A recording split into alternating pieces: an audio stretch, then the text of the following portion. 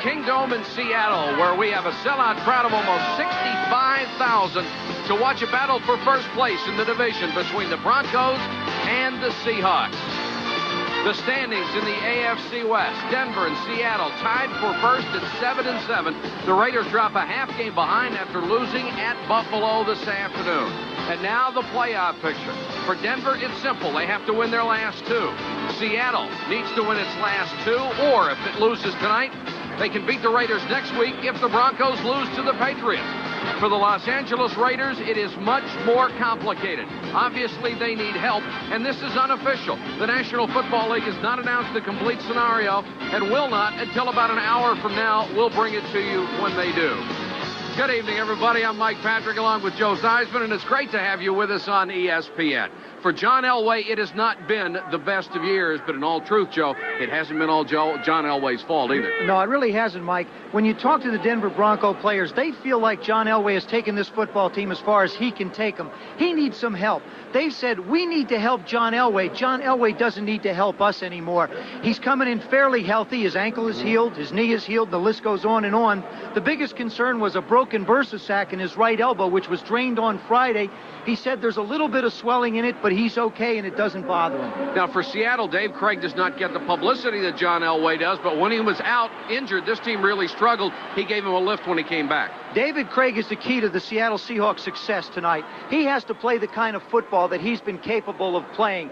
He goes out, he's 5-2 when he's played. He's only been sacked about 8 times in the entire season this year. So he's the kind of a player who can ignite the offense. The important thing about David Craig, he doesn't have the strong arm, but he's playing with a lot of confidence, and this is something that he hasn't done. He is playing the best football of his career right now. The Denver Broncos have won the toss. As you look at the Kingdome, and Chuck Knox, career record of 153, 99-1. That's his overall record. You see his regular season record, 146, 89-1. He's the only coach to take 3 teams to the playoffs. And there is Dan Reeves, the only team in the AFC West he does not have a winning record against, and it is the Seattle Seahawks. Norm Johnson preparing to kick off. And deep to receive, Jason Johnson, number 87, and Ken Bell, number 35. As we said earlier during primetime, usually 7-7 teams meeting each other in the next to last week of the season doesn't mean a lot, but it does in this one.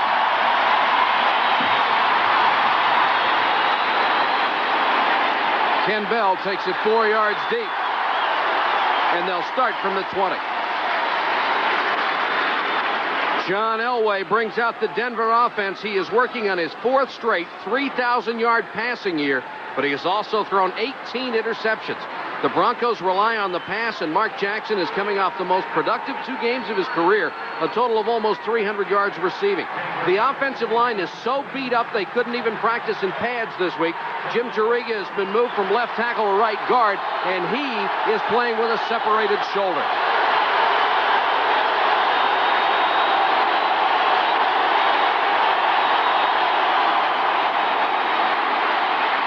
Elway rifles it incomplete, trying for his tight end Clarence Tay, and it was off his hand.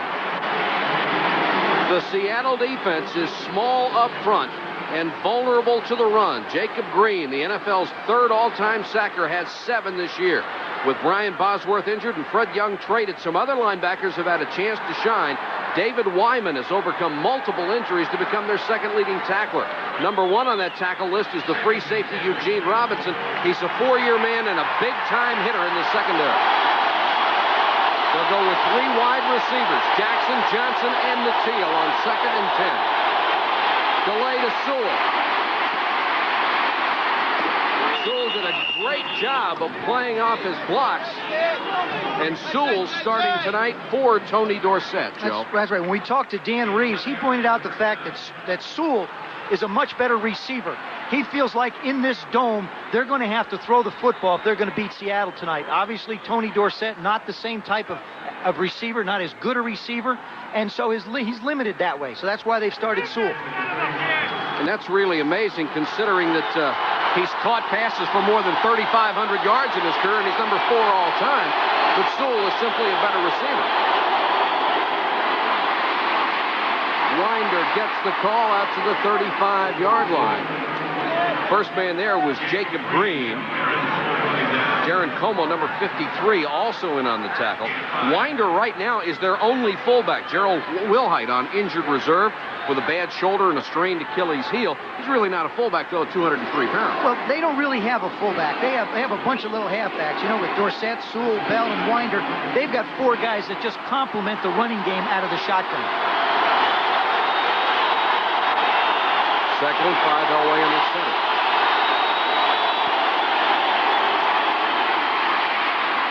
Jackson to midfield, brought down by Eugene Robinson, the free safety.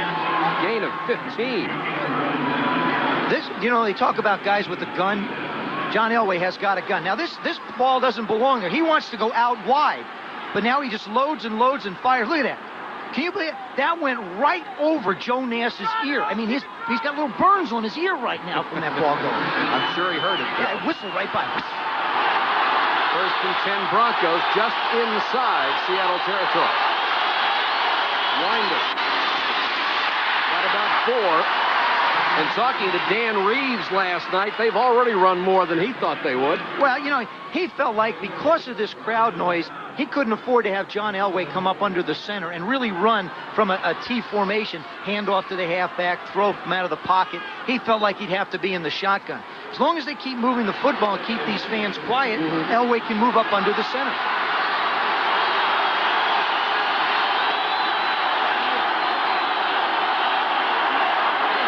Comes the blitz. Elway for Jackson. Just overthrown. Terry Taylor beaten on the play. And Elway knew he had 6 if that pass is inches shorter. Well, it's an excellent call because you got 3rd down and 6 or 2nd down and 6. You figure that the defensive backs are going to sit on the receivers a little bit. Here, Taylor's giving him a lot of room as well as getting beat up top, and he just can't quite get to it. So that brings up a 3rd and 6. Jackson with nearly 300 yards and catches the last 2 weeks. And here's the crowd.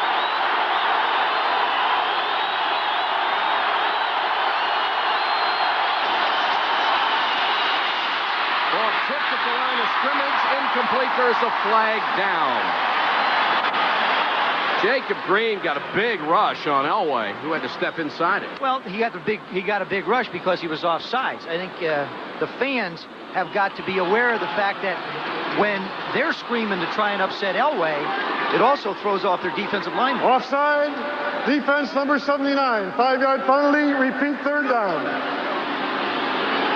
The crowd noise really brings up a whole bunch of problems. Offensively for the Broncos, they can't quite get the ball off in a rhythm because they have to rely on just having the center snap the ball because no one else can hear it. Now on defense, they try and get a pacing and a timing when the center snaps the ball, so they're guessing a little bit. 3rd and 1. No way. Como was there, Jacob Green was there, and Sammy Winder never had a chance. I'd go for it right now. If I'm the Broncos, I would make the decision to go for it. They haven't scored, as we showed the graphic, on an opening drive all year. They have to go for it. This is a do-or-die football game, and you don't pull it back in a game like this. And they are going to go for it.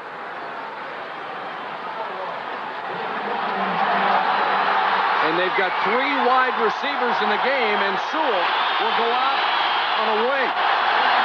Shotgun on 4th and 1. Quick kick. Elway did it twice a week ago. And a great job. Vance Johnson downfield, a 38-yard quick kick down to the 2. Nothing. First quarter back in a moment.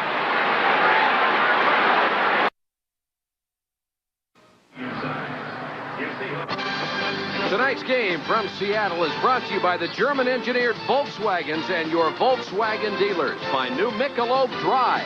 One taste and you'll drink it dry. And by True Value Hardware. For quality, selection, and personal attention, make True Value Hardware your store of first choice. Mike Patrick and Joe Theis been with you on ESPN from the Kingdome in Seattle. No score first quarter. Great call. See what he's doing now? Instead of talking about the quick kick, Elway is talking to Whitney Mateel about some of the routes. Now, when they go back on the field, they'll be back on the same page. Seattle starts from just outside its own 2. Warner. Maybe a yard and no more. Dave Craig is Seattle's quarterback. It's his 5th game back after missing 7 with a shoulder injury. He has 12 touchdown passes, only 7 interceptions. Excellent offensive weapons for Seattle. John L. Williams has become an outstanding back with more than 1,000 yards combined rushing and receiving. Up front, it's a good group of run blockers. The best, Brian Millard. He has Pro Bowl ability. 2nd and 9 for the Seahawks, pinned deep in their own territory.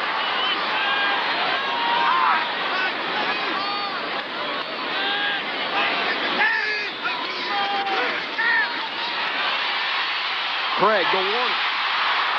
Kurt Warner cracks out to the 15. He has the first down. Denver's defense has struggled against the run this year, but noseman Greg Cragen has done his job. He leads the team in tackles with 124. It's unusual. The Broncos get a real boost with the return of Carl Mecklenburg. He'll line up anywhere trying to find the weakness and make the big play. He is a veteran secondary strong safety, Dennis Smith, one of the best, selected to play in the last 2 Pro Bowls. 1st and 10. Seahawks at their own 16.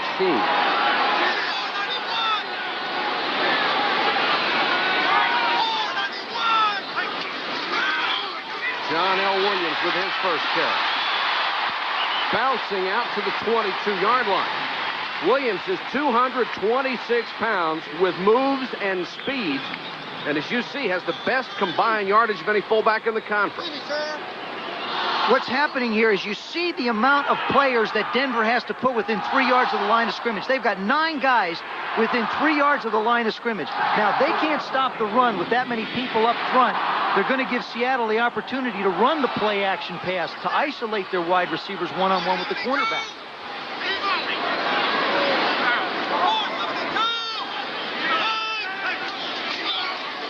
Warner.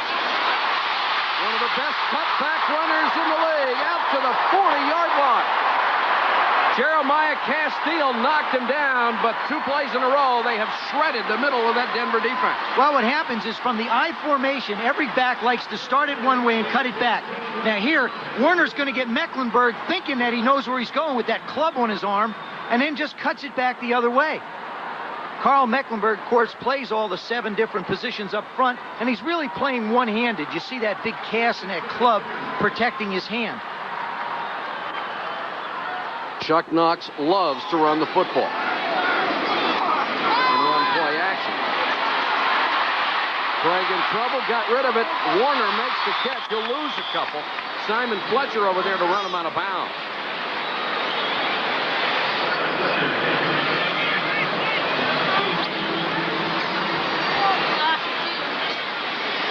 Warner had one of the worst knee injuries that a running back or any football player can have, and I think he has come back from reconstructive knee surgery as well or better than anyone I've ever seen. It takes 2 or 3 years. People expect a lot. Actually, not people, but the athlete expects a lot that first year back, but you just physically can't do it. We've seen him now. Now, he doesn't even talk about it like he ever was hurt. 2nd and 12. Freddie Gilbert comes in as a down lineman for Denver. Warner on the toss. Castile will take him out of bounds. Also a nice job by Dennis Smith, the strong safety who came up to strip some of the blocking on it. Again, that's what we're talking about, Mike. Denver is having to commit their strong safeties and their weak safeties to run support, which means that Castile and Haynes are going to be exposed to one-on-one coverage. Right now, you're in 3rd and long. You know that Seattle's going into their shotgun. They're going to put those 4 guys out. Big down for Denver to shut down Seattle's offense. Blades, Butler, Largent, and Scansey are the wide receivers.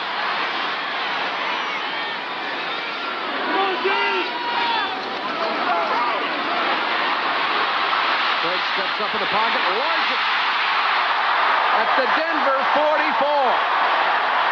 Mike Harden made the tackle A 19-yard gain for one of the great receivers that has ever played the game. Well, you know, he's one of those guys that was too small, too slow, and too everything. Houston gave up on him, and now he comes out. Now, he's the inside receiver here. You see the cornerback blitz off his face, so there's really nobody on him.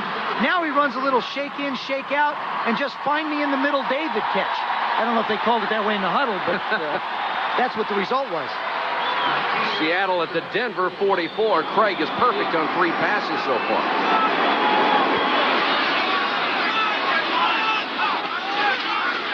Warner. Got a couple this time.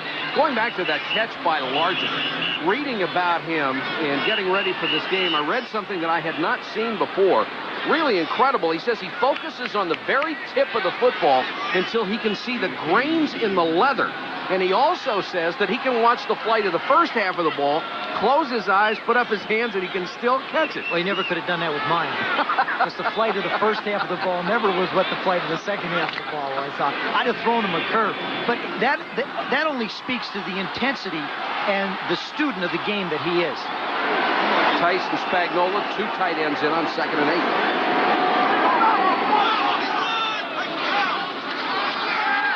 Five-man rush, Craig with time. Williams shakes the tackler, dives to the 32. Should be a first down. Castile and Ryan made the tackle. And John L. Williams with 45 catches, the leading receiver for this ball club. Well, here, you see Carl Mecklenburg. Now, remember, he's got that thumb protected with that club. He's only got one arm. He can't wrap the other arm on John L. I mean, you know, we're talking about a 75% Carl Mecklenburg trying to play in this position. When he's hampered that much with that arm, I still have to wonder, is his effectiveness any better than somebody with 2 hands Exactly. might be? Right at the end of that play, you might have seen Jeremiah Castile hit by Jim Ryan, his own man. Got him with the helmet, and Castile a little shaken up.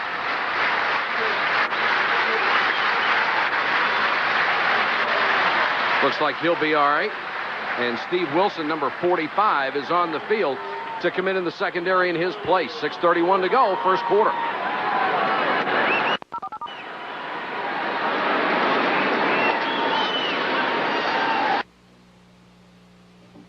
My pal here is getting to be quite the football expert thanks to Domino's Pizza. They're delivering Seahawks football cards with every pizza, and they've got the best delivery in town.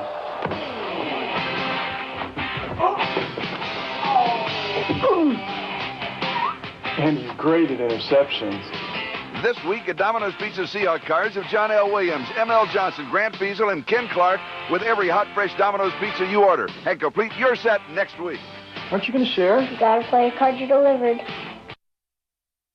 Some of the nearly 65,000 people on hand tonight in Seattle to watch their Seahawks try to go a game up in the AFC West. There's Castile on the bench. He looks all right. Yeah, he's going to go find Jim Ryan when he comes back on the bench and say, look, the guys in the blue you're supposed to hit, I'm a white shirt. See, I'm with you. Steve Wilson, the veteran out of Howard, number 45 on the field in the place of Castile. 1st and 10, Seahawks.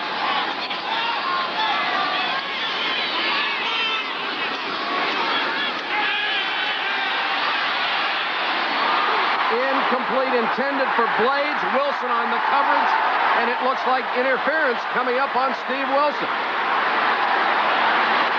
Well, you just know that they've got to run the play action and try and isolate the corners I talked about. When you've got 8 or 9 people committed to the line of scrimmage, defense, 1st and 10. it makes it so difficult, and you put so much pressure on your cornerbacks. Here they run a play action pass. Brian Blades just pushes Wilson down the field, and he's trying to make a play on the ball. There's the ball in the air now. He comes right over the top of him, or thereabouts. It's pretty good. It's a pretty tight defensive call. Sure is. You just can't get yourself on top of the guy. Break for the Seahawks, 1st and 10 at the 14.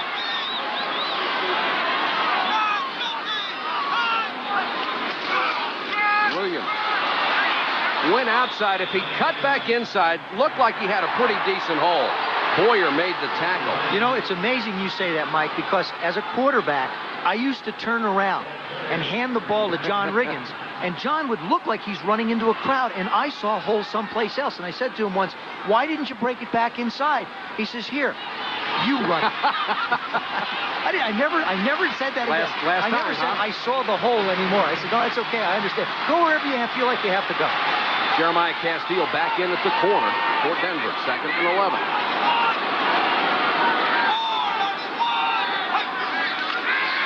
Williams, inside handoff. Back to the original line of scrimmage, and no more. Simon Fletcher makes the tackle. It will be 3rd and 10. Well, that was a trap play. Seattle has been very successful with Largent coming in motion, running a sweep with John L. Williams outside. That time what happens, they brought Largent in. They figure, well, Denver's going to study the films. So now what we'll do is we'll pull the offside tackle and try and kick the end out and run John L. up inside.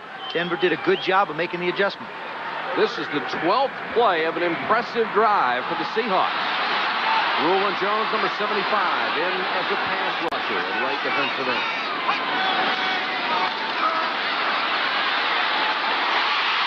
Williams, touchdown!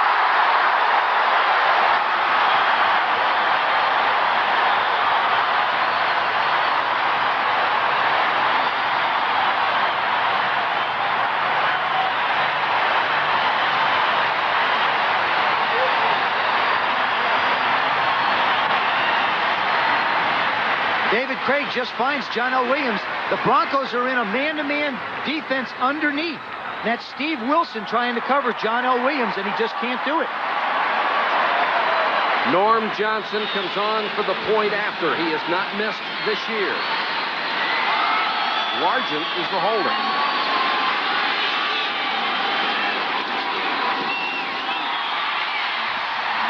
That's the first time all year Seattle has started inside its own 10 and even got past its own 30-yard line. John L. Williams on the sideline after making his 2nd touchdown grab of the season, and putting the Seahawks up 7-0. Johnson to kick off. Bell 35 and Jason Johnson 87 back to receive. Bell at the goal line. Flag is down. So is Bell at the 17, and there's another flag down. You may have seen number 97 Rufus Porter fly by. Illegal block in the back, number 56, receiving team during the return. Half the distance penalty from the spot of the puck. Maybe the reason Rufus Porter was flying is he got some help. Well, it happens when you get going and get a little extra impetus to fly along. There he goes. Now he's moving. Now he's flying. So that happens if you don't move your feet, you just can't. The biggest thing in this game is getting your feet moving. Offensive lineman, whether you have any kind of a blocker, you've got to get your feet moving or else you just can't get there. Elway starts inside his own 10.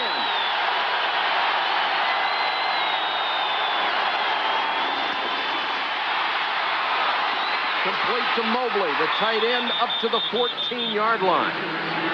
Joe, let's go back to that last touchdown and see what happened with Williams out of the backfield. Well, what happens is when you look at, you'll see this is Steve Wilson right here. Now, he's going to engage himself with the receiver a little too long and allow John L. to come outside. The cornerback is involved in man-to-man, and he's run off. Now, as we run it, you stop it right there. You see how Wilson has got his hands here on the receiver, Brian Blades.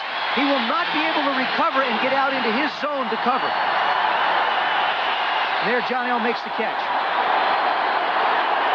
Back to live action, 2nd and 3. Sewell. Across the 17-yard line, should have enough for a first down. Scoring drive for the Seahawks, 97 yards after Elway's quick kick. The longest touchdown drive of the year for Seattle. Took nearly 7 minutes off the clock. And Craig finished it off to John L. Williams. Talking to Chuck Knox, he says the most important thing we can do as an offense is keep the football and score points so John Elway cannot be on the field, and they did it in that first drive. Sure did. It is the first down, Denver. Elway caught. Coming in from the outside, Tony Woods, the right linebacker. we've got a fight. Jeff Bryant, the Seahawk, involved, and a flag has gone down. If you watched some football games today, you saw there's a lot of testiness on the part of people in Week 15. It's a testy time of year. I mean, there's a lot at stake these last couple weeks. There's a lot at stake in this football game. You're talking about a division championship. Although at 9-7 or 8-8, it will not be impressive. It still gets you into the big round robin tournament in single elimination. The indication was the penalty would go against the Broncos. And we'll see if it was a dead ball foul after the play. Personal foul, unnecessary roughness after the play, and an inbounds dead ball. Number 60 offense. Penalties declined. Second down. Gerald Perry, the only healthy offensive lineman they've got. Probably the only one they're willing to get in a fight. they can't afford to get him hurt in a fight, though. You know, I mean, at least let him go down in a gun battle. He's the only one that could go more than 3 rounds. He's the only one that can raise his arms enough to hit anybody, I think. So it's 2nd and 15 now.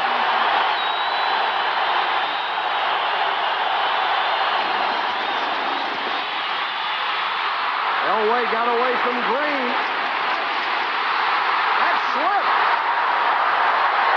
Recovered by Billy Bryan, the center. Pressure by Ken Clark.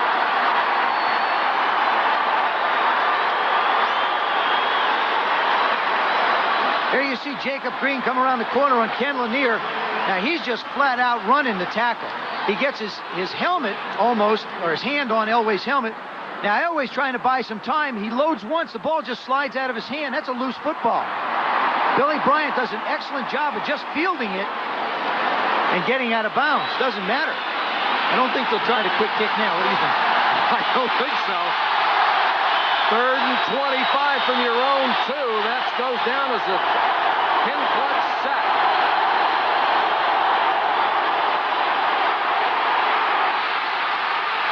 And Elway just avoided the safety and threw it out of bounds. I talked to Elway on the field before tonight during the warm-ups, and he said that, I said, the crowd noise bother you? He said, it doesn't really bother me. He said, it's just annoying. It's one of those things you have to deal with that just is a pain in the neck because it hampers communication. There you see, he's just really unloading the ball so that they don't wind up with a safety. Mike Horan is on to punt, having a great year, averaging 44 yards a kick. And deep to receive, Bobby Joe Edmonds.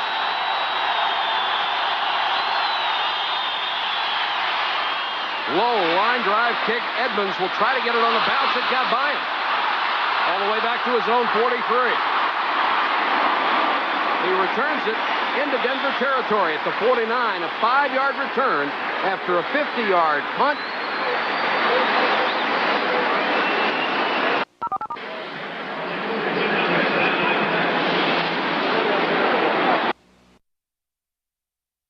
Somewhere in his bag, Santa Claus has a division championship, and there are 2 teams here tonight. I'll tell you, it looks like, looking at his colors and the condition he's in, it looks like he just got in from Buffalo through that weather. There's Boz's report card. Business A, marketing A, fashion A, hairstyle B, and football D. Of course, he's out with a shoulder injury. He had some orthoscopic surgery quite a while ago and has been placed on IR. And, you know, the fans here want to see Boz play football, and he hasn't, so they're disappointed. Seattle takes over at the Denver 48-yard line.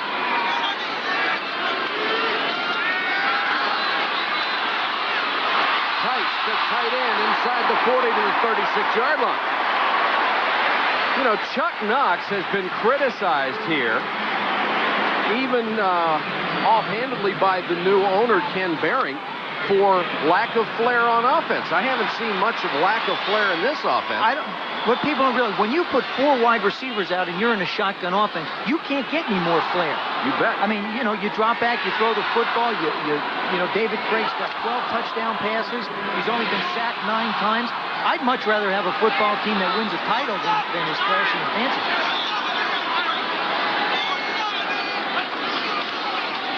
Warner.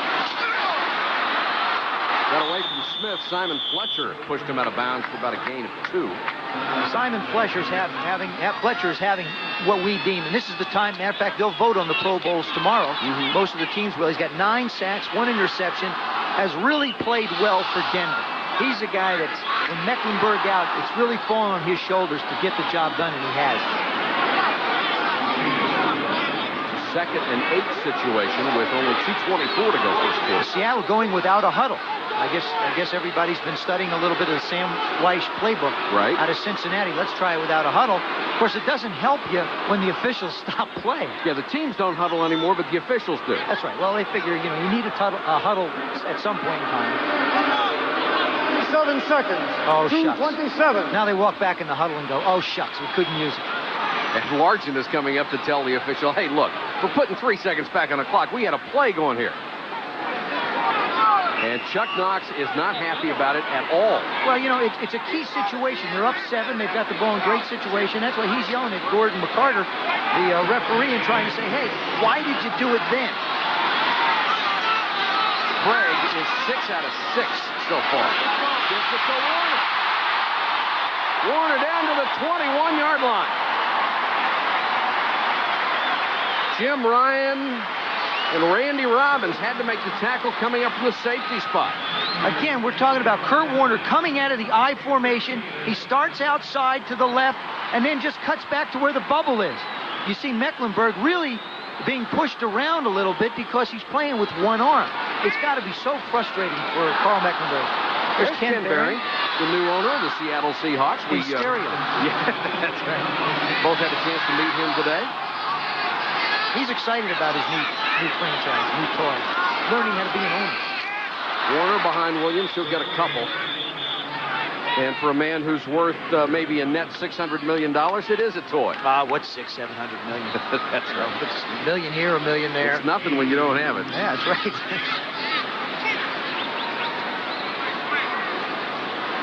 Mike McCormick is the general manager of the Seattle Seahawks, and we are told his job may be in jeopardy. That's the rumor in the press out here. That is the gentleman clapping his hands now, rooting his team on.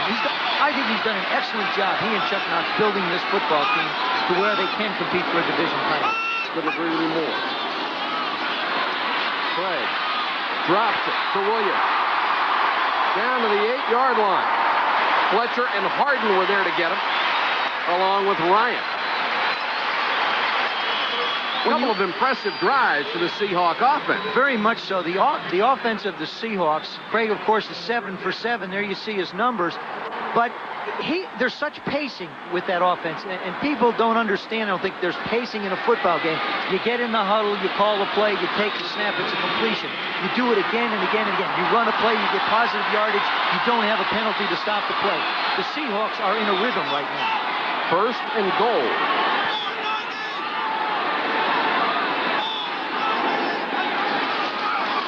Warner. Just sidestepping his way down to the 5-yard line.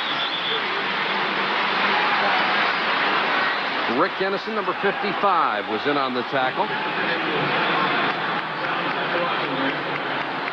Kurt Warner's built for AstroTurf. He's a jitterbug. He runs, all his feet are moving up and down. You see him, starts left, starts right, starts left, starts right, puts his hands out in front, and he comes out the end of the pile. Time has expired in the first quarter, and Seattle has been impressive with a 7-0 lead. As the #1 receiver in NFL history, Steve Largent of the Seattle Seahawks has faced many challenges, but none were as tough as when he and his wife, Terry, were told that their 4th child, Kramer, was born with spina bifida. It was one of the lowest points in my life. I was crushed. Really just a huddled mass in the corner of the room, sobbing my eyes out. We've been very fortunate in our circumstances in that we have the resources and the faith to pull us through a tough situation like this. But there are lots of people that aren't able to do that, and that's where the support from United Way comes in. Lots of families that need United Way to help them through a situation like this. For us, Kramer is like all our children. Already he dreams of being a cowboy. The hopes and dreams of many children and their parents are counting on the United Way. That's why your support of United Way is so important. United Way, it brings out the best in all of us. This message furnished by the National Football League.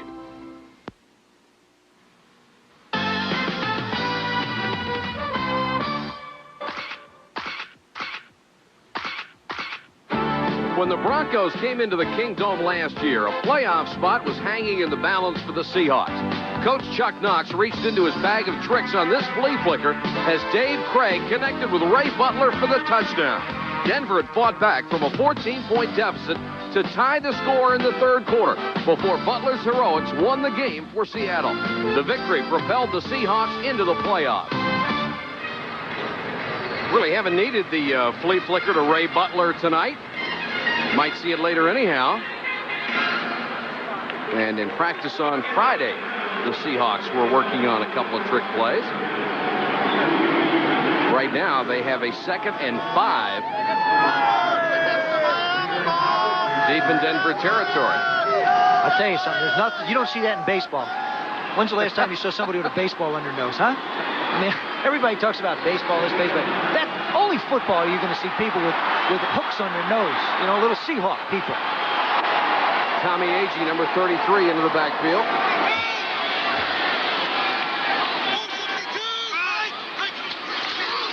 Williams. Diving to the goal line. Touchdown!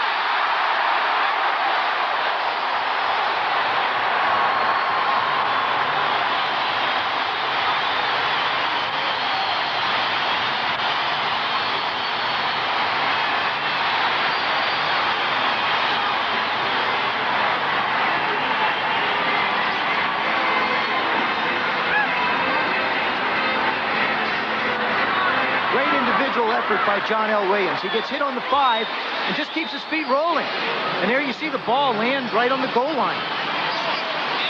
An amazing statistic for Denver on the road in their last 5 games. In the first half, they have been outscored 121-10. That's incredible. Well, it just shows their ineptness in the early parts of the game. Now they're going to take a look at this thing. They're probably going to try and see if his knee is down. We'll take another look at it so that the fans get a chance to boo it. Of course, they'll run it in here, and everybody will boo again. It's where the ball is but when his knee goes down. And it's short. It's short. That's right. Now, if the official, they're going to run the offense, or the kicking team off the field and run the offense back on. This one should be reversed. I think so, too. I mean, if they're going to look at the replay, it should be reversed, because that's very conclusive. His knee was on the ground before the ball broke the plane of the goal line.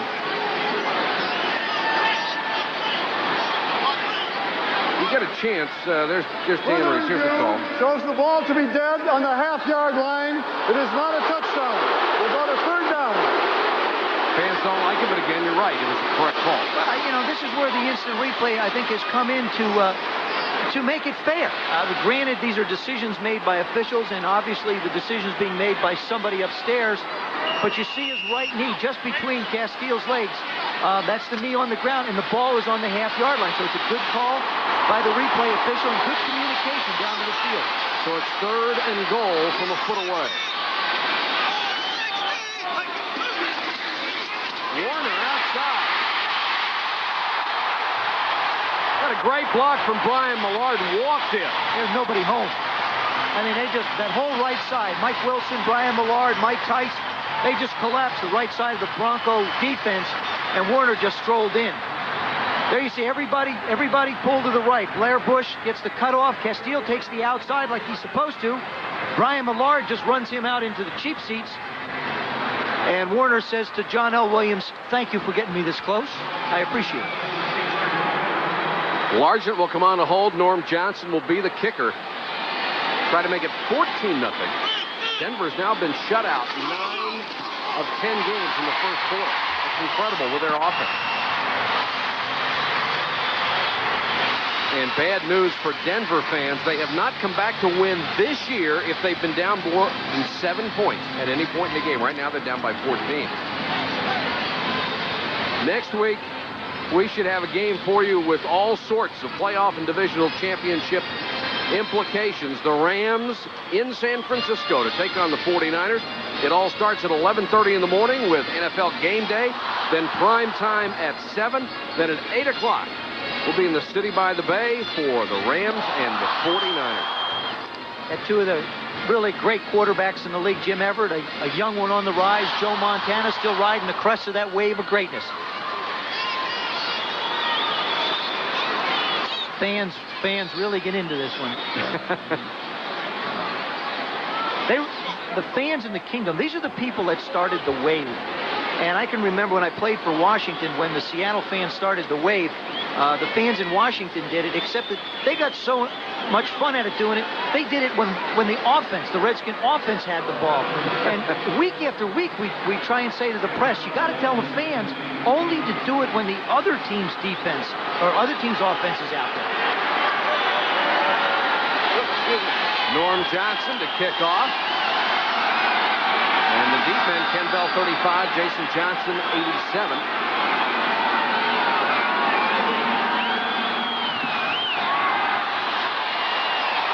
Bell 2 yards deep, and he'll leave it in the end zone. You know, Mike, teams look for tendencies. And on this particular scoring drive, you know, Warner goes in with the 1-yard run. That's the 30th straight time that the Seahawks on 3rd and 1 have run the football. 30 runs, no passes. Now that is a tendency. But if it works, you keep doing it. That's right. Just keep on doing it. Kurt Warner out of Penn State, and that is the Denver defense that has been decimated next to last in the National Football League against the run.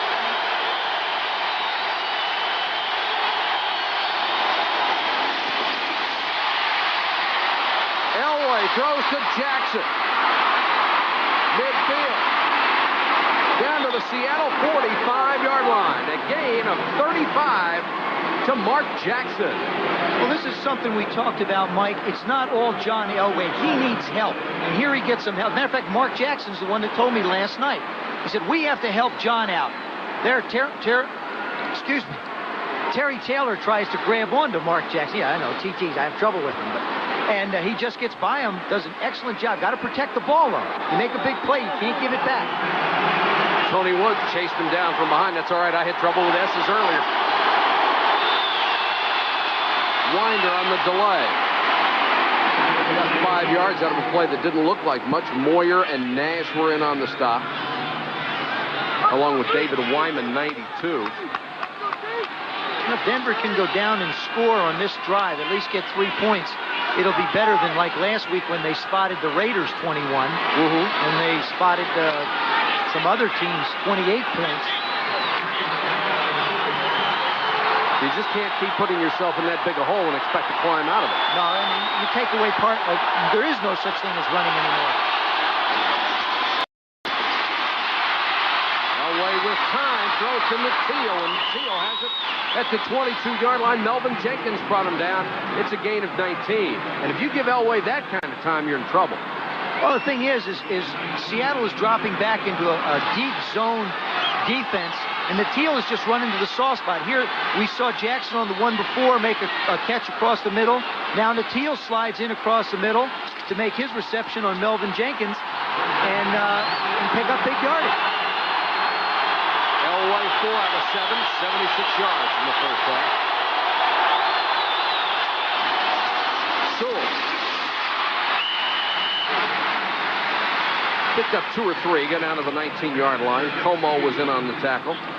Wyman was also in the vicinity. Como was a player they got from San Francisco. The 49ers tried to sneak him through waivers, and he was claimed by Seattle, and they have been very fortunate to have him. He's playing in place of Bosworth, and they're very happy with Darren Como. He has filled the spot. Bosworth was leading the team in tackles, but he's a complete football player. He may not have the speed of a Brian Bosworth, but he's a little bit better in pass coverage than Bosworth was. Over the middle, Teal. Flattened by Como as he got to the 16-yard line. That's the one thing about those three amigos. They are not afraid to go across the middle. They don't care where anybody is. They're going to make the catch. Elway takes a little off this ball. That's a tough catch. And when you've got yourself exposed, your ribs exposed, and the ball out front, first of all, catching the John Elway pass is not easy. And secondly, you've got to hang on to it in the middle. 3rd and 4.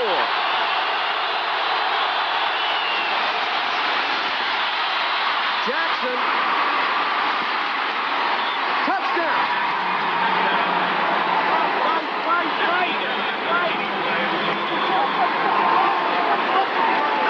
Heck of a play by Mark Jackson. He fought his way into the end zone.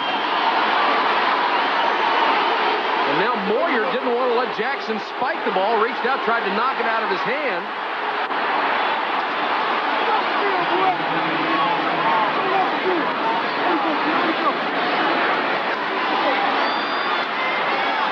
There they are.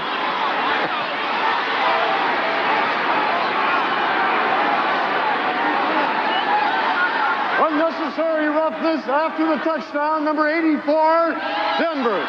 The touchdown's good, 15 yards on the kickoff. It goes against Ricky Nattiel. Now, who is a little guy like Ricky Nattiel going to hit? Here's the touchdown. Mark Jackson, for some odd reason, they just gave him a ton of room on the outside.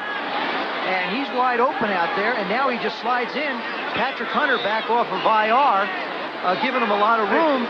And then they throw the flag on Ricky Nattiel. Now, the only thing I can think of is he jumped in there to try and allow Mark to do the spike when Paul Moyer didn't want him. Right.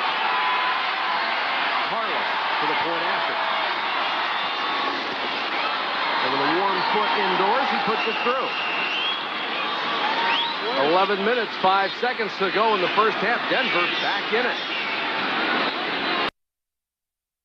Chapter students in Bosworth's book of etiquette.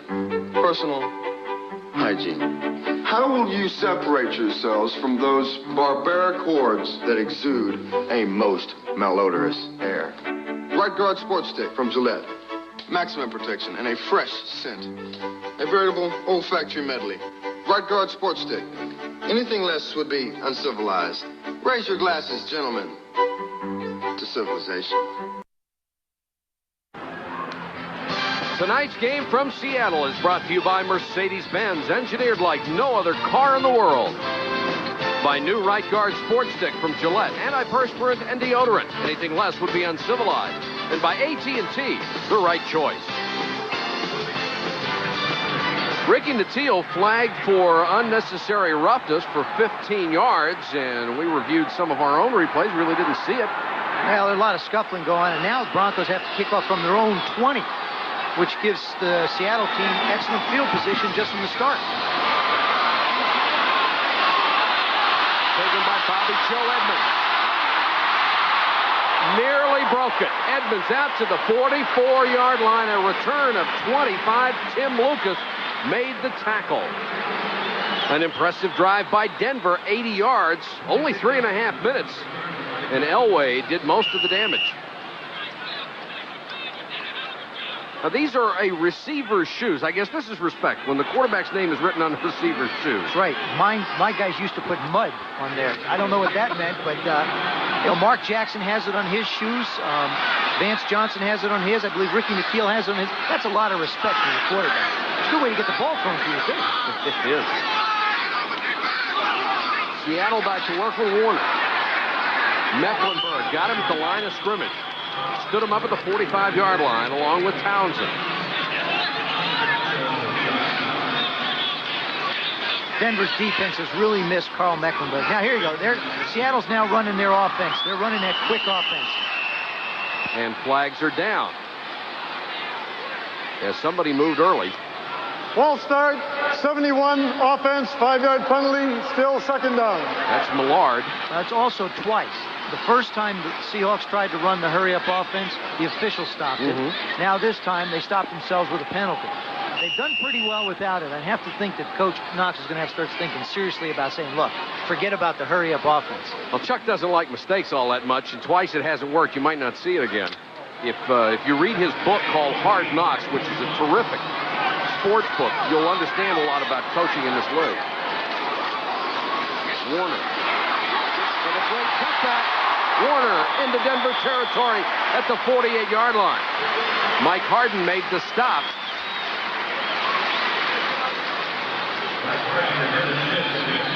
It's so easy for a running back to get yards when the offensive line does their job.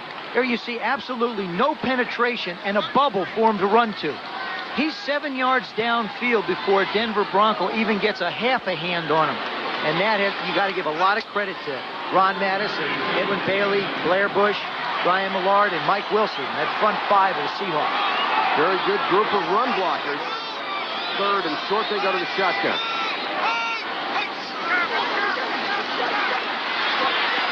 Craig sidearms it to Williams. First down. Harden knocked him out of bounds at the 30. 17-yard gain, and Dave Craig has been sensational in the first half.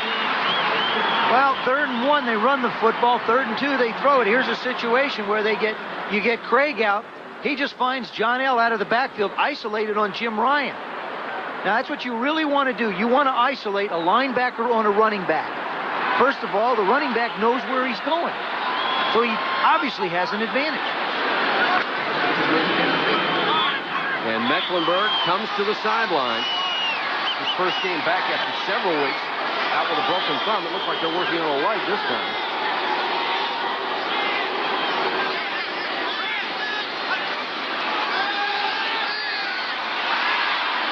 Drops it off to Williams again. They get a couple. Dennis Smith, who's a big hitter and a very tough safety, came up to make the play. What's so impressive about David Craig is his total control of the offense.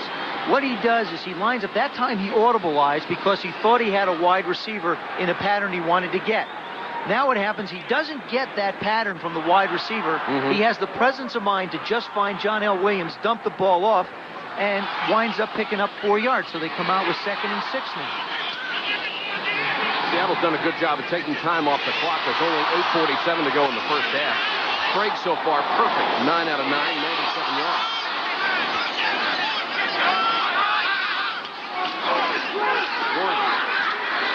Great stutter step down to the 21-yard line, about a yard shy of a first down, and another fight.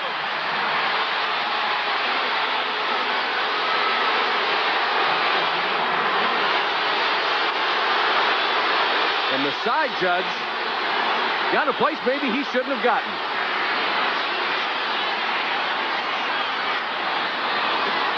That's Dick Creed, the side judge, trying to jump in and take care of it. Jeremiah Castile, all involved out there with, I believe it's Brian Blades.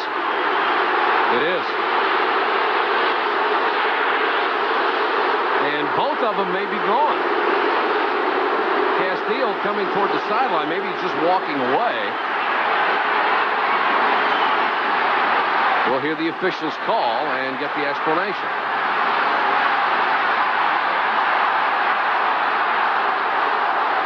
Personal foul, unnecessary roughness. Number 28 on the defense with retaliation by the offense. After the play, the penalty's offset. Yes, they do. They offset. That was the voice of Steve Largent you heard saying that. He said it wasn't retaliation. And I'll tell you something. If somebody knows what's going on a football field, it's Steve Largent. There's Castile now. Blades just does a good job of cutting him. And Castile doesn't like it. He throws him down. Haven't seen a retaliation You yet. show me. Standing there. I tell you, that's a lousy job of officiating a fight. I'm glad they don't do the Leonard Hearns fights and stuff like that, or else there's no telling who'd win. Blades was real smart. He just stood there and took a beating and didn't even get the penalty out of it. Bad job of officiating right there. No retaliation. Craig on 3rd and 1. Blades intercepted by Harden.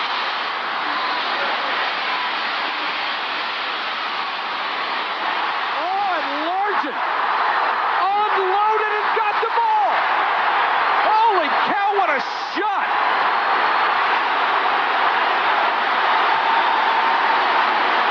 There is a flag down.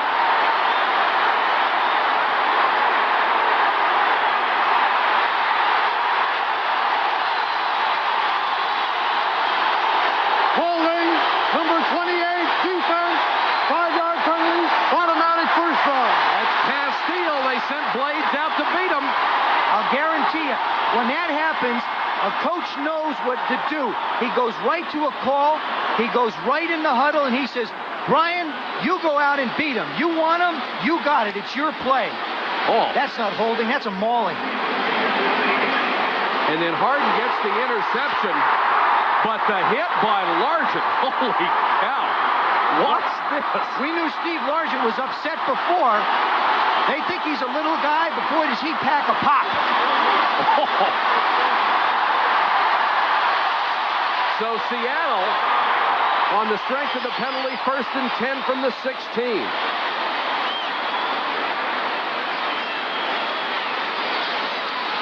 Warner, another flag is down. Smith makes the tackle. We'll check this penalty. You know, paybacks are heck in this business. Yeah. Steve Largent didn't forget who knocked him out in their first meeting. It was Mike Harden. Maybe you wait 14 weeks. Illegal shift. 2 men moving, not resetting on the offense. 32 and the flanker. Well, you don't have to be a big linebacker to hit people, but look at Largent. Gets his head in front.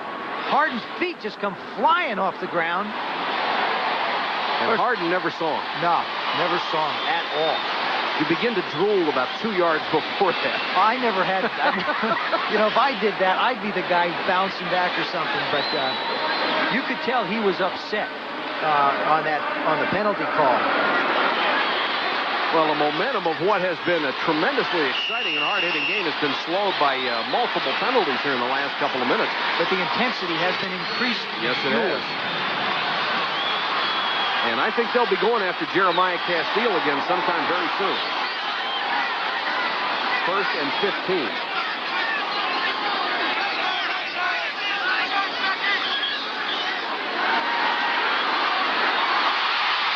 Craig throws complete inside the 10 to the 9-yard line. Mecklenburg makes the tackle on John Spagnola, the tight end that they picked up from the Eagles when he was cut there. Spagnola had only 3 receptions coming into this ball game, but he's been a real compliment to Mike Tice. He's the other tight end. He's a big guy. He does a good job of blocking. 6'4", 242. When you've got backs like Warner and Williams, you need that additional tight end to help out. 2nd and 3. The ball just inside the Denver 10-yard line.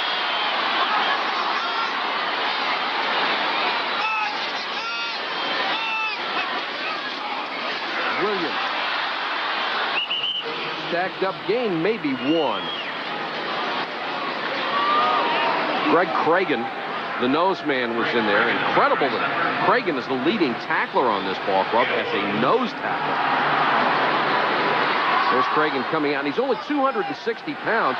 The entire Denver front defensively is very small, and that's tiny for a nose tackle. Well, they try and do it with finesse. Truly, they're a finesse defense. They're just not able to stand up and take people on toe-to-toe.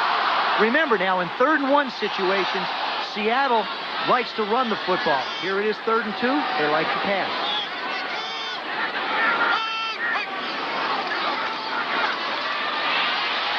Towards the Blades to the 1-yard line. Harden brings him down. It's a 1st down, Seahawks.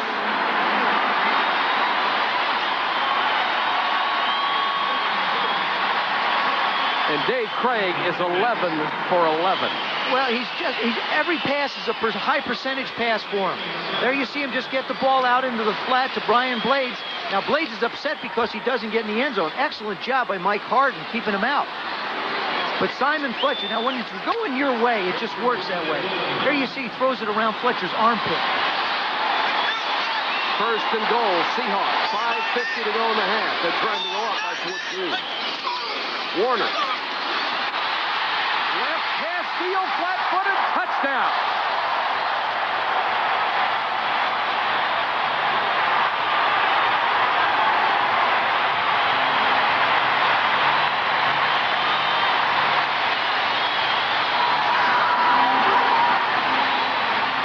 This has got to be a helpless feeling. Well, it is to a degree. There you see Warner. He starts to go inside. Castile commits, and he just turns the corner. I mean, Castile's really in no man's land. If he takes the outside position to stop Warner from doing it, he'll cut up inside of him. Coaches will tell a running back, we'll block everybody but one man, and you have to beat him. That time, Kurt Warner beat Jeremiah Castile. Norm Johnson going for 3 for 3. Seattle has had the ball 3 times. And the Seahawks offense has converted that 3 possessions into 21 points.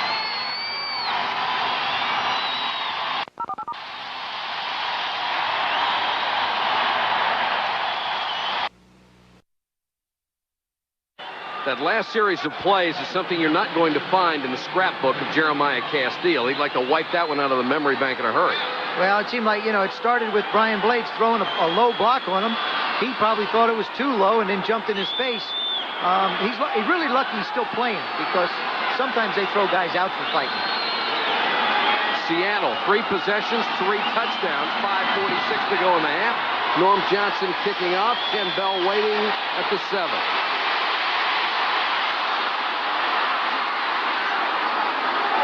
Gets back to the 24-yard line, and a flag is down again. I believe Alonzo Mitz made the tackle. Well, I think this one's going to be for face masking. Bell got in there, and somebody just grabbed onto his nose and wouldn't let it go. Dwayne Harper hung on. Incidental face mask committed against the ball carrier on the return. 5 yards, first down. Incidental face mask. I guess you got to rip the guy's head off with a face mask in your hand for it to be non-incidental. There you see Harper grab on, and I tell you, he still he held on all the way from when he was standing to the ground. That's incidental, huh? Like I said, the head's got to come off. Apparently.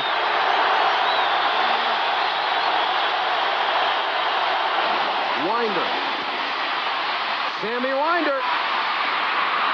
Out to the 43-yard line.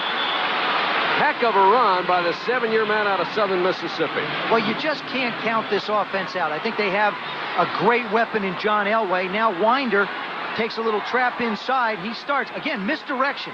Get the linebackers flowing one way, cut back against the grain. Moyer reaches out, tries to get a hand on him. Eugene Robinson finally gets him down 16 yards later. Great balance by Sammy Winder. 1st and 10, 5 minutes to go in the half. Winder on the toss from Elway, nowhere to go. Gets out of bounds at the 48-yard line.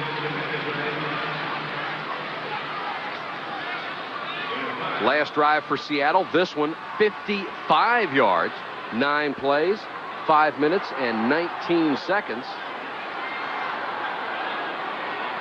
So the 3 drives for Seattle have gone 97, 48, and 55 yards. I'd say that's consistency.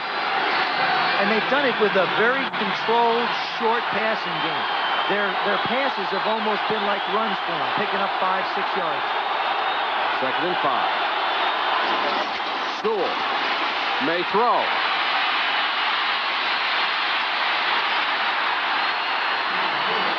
I think the first option on that play was a pass, Joe. Well, and I think it was a good decision by Sewell not to even turn around and look at it. What happens is, just like when a quarterback is on the move, what you do is you read a linebackers. If the linebackers are coming out and covering you man-to-man, then you just don't even bother turning back. And that's exactly what he did on that play. And, of course, now he's down on the ground. And he's a very valuable part of that offense. Steve Sewell, of course, is their multi-back. He does a lot of receiving. This would put the burden on Tony Dorsett.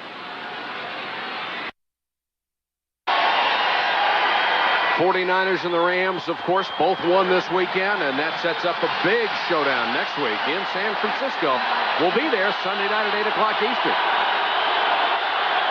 Winder, the lone setback on 3rd down. Incomplete, intended for Jackson. Coverage by Vernon Dean. Well, and it wasn't the coverage that caused the incompletion. The ball was down low. Jackson just couldn't make the catch. Elway just fires this thing down low and hard. It just gets to his body. Very unusual. Mark Jackson's a hand catcher. All the 3 amigos are hand catchers. They like to get their hands on the ball first as opposed to their chest.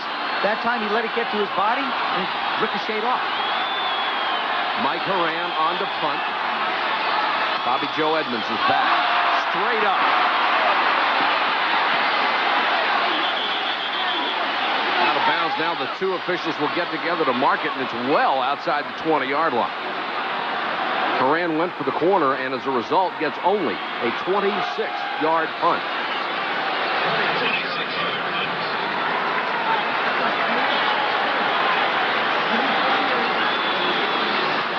It's that time of year.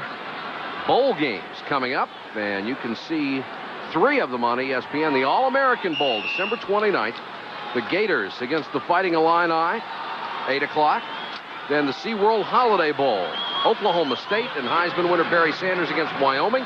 And then the Mazda Gator Bowl. Joe and I will be in Jacksonville, Michigan State, and 19th ranked Georgia, January 1st.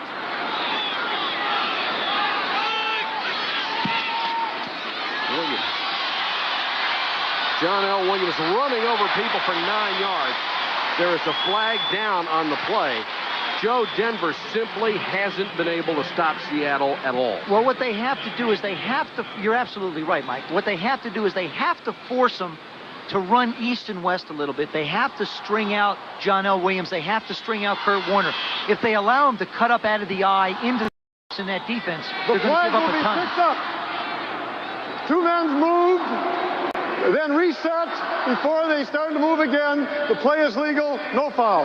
Don't you love the explanation? What'd he say? I mean, I've been in this business for 26 years.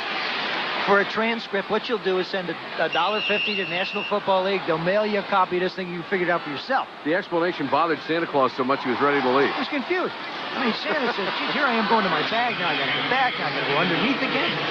Actually, the guy who was moving was Steve Largent. He stopped and started. Warner explodes up the middle. First down to the 43-yard line. That's the running I'm talking about that they have to cut down. Well, here we go again. Warner got hit a couple of times when he was already on the ground. I was walking around the field before this game when the Seahawks came out and the Broncos came out. Personal foul, unnecessary roughness, number 56 defense. Michael Brooks. A good ball spot, first down. Sooner or later, both teams are going to realize that the officials are flag happy, and they're just going to have to stop doing it. There he goes. He's on the ground. He's ripping at the ball. Well, I mean, he's just trying. I think he's. Well, now he pushes his face. You know, it's one thing to get your emotions up. It's another thing to be able to try and contain yourself. There you see him push his face, and push his face again. Silly play cost him 15 yards. First down at the Denver 42.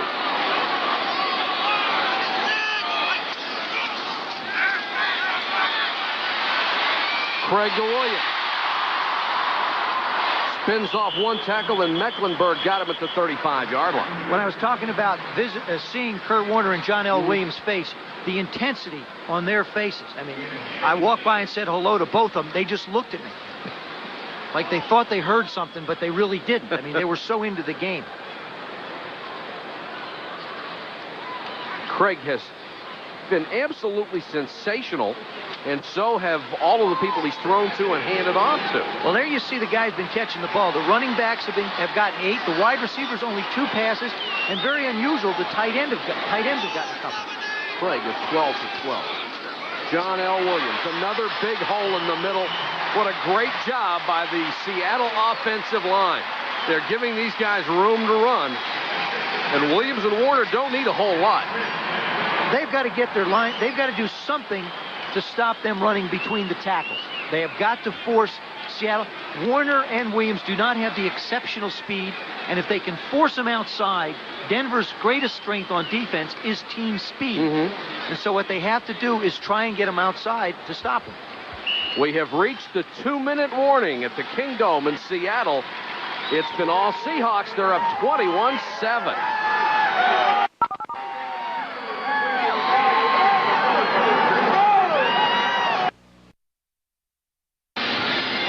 At the Pro Bowl on ESPN, the Travelers Corporation will present the Travelers NFL Man of the Year Award to the player whose on-field performance is complemented by significant community involvement. This year's nominees from the Denver Broncos, place kicker Rich Carlos, and from the Seattle Seahawks, it's wide receiver Steve Largent. I already won one, Mike. I was going to say, I was thinking of you when I said on-air contribution. I already got one. So thanks anyway, though. I appreciate it. You're welcome. Dave Craig is 12 out of 12, the team record for consecutive completions is 15, held by Jim Zorn. Take the blades. Warner. There goes the string, and it was a catchable ball at the 10. Would have been a nice catch. Well, you work so long to set up a play like this in the red area, down in the plus area. He fakes it to Blades on a reverse. Now he's got Warner on the sidelines. He just tries to get it there before the defense does. It's out in front of him just a little bit. It would have been a great catch. It just fell right through his hands. And the oohs and ahs you hear because they were replaying it on the big screen up here at the Kingdome, so the fans get to see all that and make their own decision. I'll tell you, that's still not some bad numbers. No. 12 and 13. Second and 10. Williams broke the tackle. 15.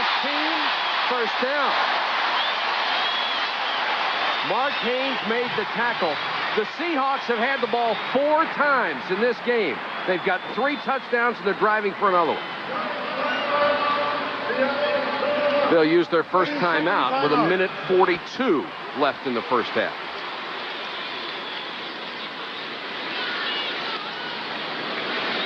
But you have to hand it to the Seahawks, knowing that they are in this situation where they need to win their last 2 division title on the line, and they're just going out and really taking it to Denver.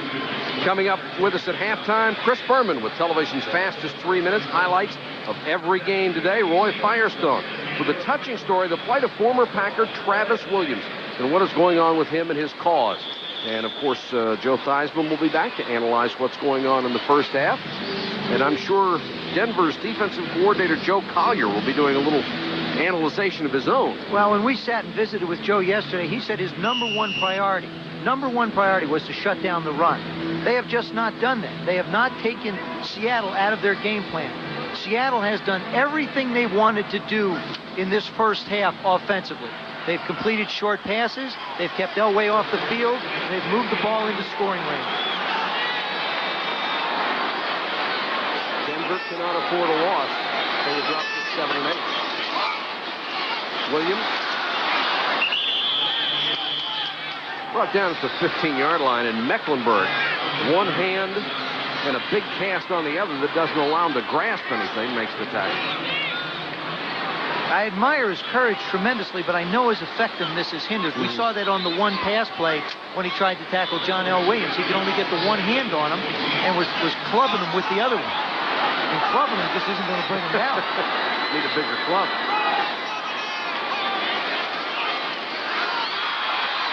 Craig is in trouble and goes down. Got down at the 17-yard line, has the presence of mind to call timeout. And Sean Knight, 99, for Denver, lost his helmet and was running around looking for somebody to hit. Well, I think they're going to have to be closer. David Craig is not that fleet of foot. Okay, I mean, if you're going to run the ball, you give it to the 2 guys that are doing the run, and you let David throw the football. He's got to be closer to the line of scrimmage. Denver's, you got to have a great pass rush, and you have to have the defensive line coming off the ball in order to utilize the quarterback draw. Denver's defense has hardly penetrated the line of scrimmage at all. Therefore, the quarterback draw is not an effective play in the game plan. It's like throwing a screen pass when you're not getting a big pass rush. It doesn't do you any good either. The quarterback draw, the regular draw, and the screen pass are all utilized against a rush that's coming at you. And that's something Denver's going to have to do. On the other side of the coin, Denver, John Elway's been under pressure all the first half. He's going to have to throw some screens. 3rd and 11 for the Seahawks with 1:02 to go. They have converted every 3rd down they faced in the game so far.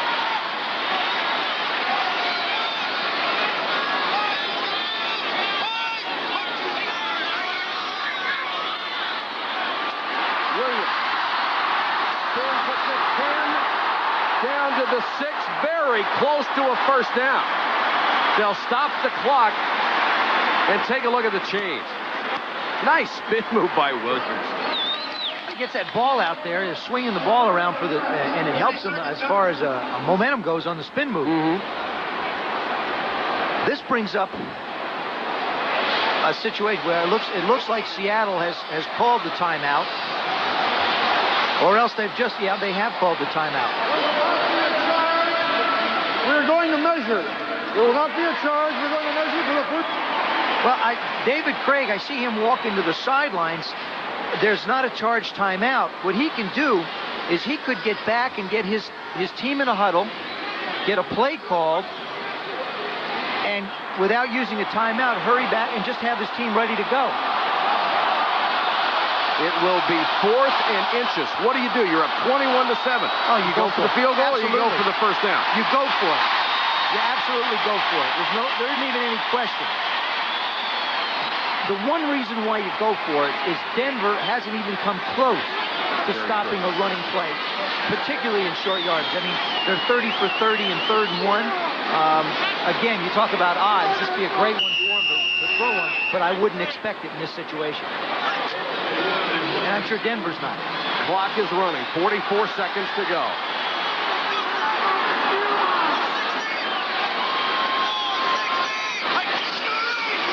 Play fake. Touchdown.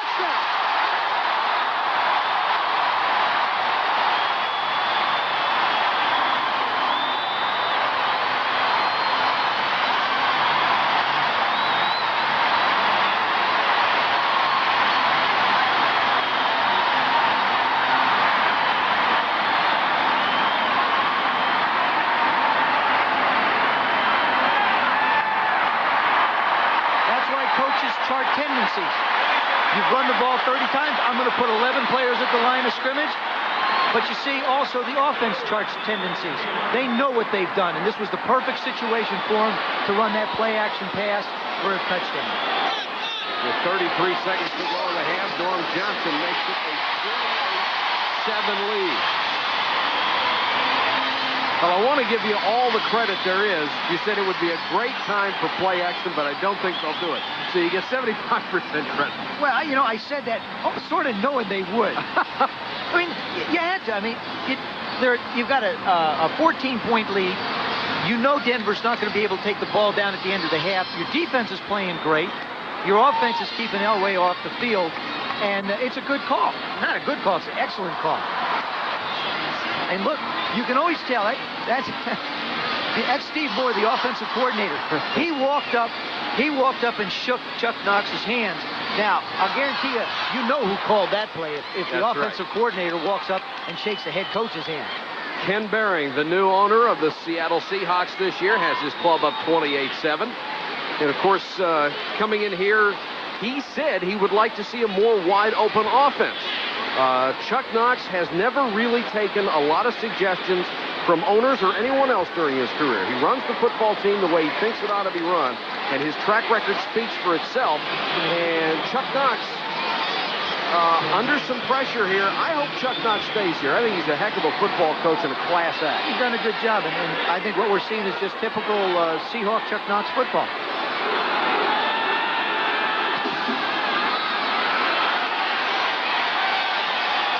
To 3. Got back to the 17-yard line. 29 seconds to go in the half. 4 times the Seahawks have had the football, and 4 times they've put 7 points on the board. And the thing is they've all been fairly good-sized drives. 12 plays, 8 plays, 9 plays, and 10 plays. Thing is they haven't had to go, except for the one big drive, very far. And it's the most depressing kind of thing for a defense when they shove it right down your throat. I'll tell you the other thing, too, is Denver has to be careful now not to just throw the ball up.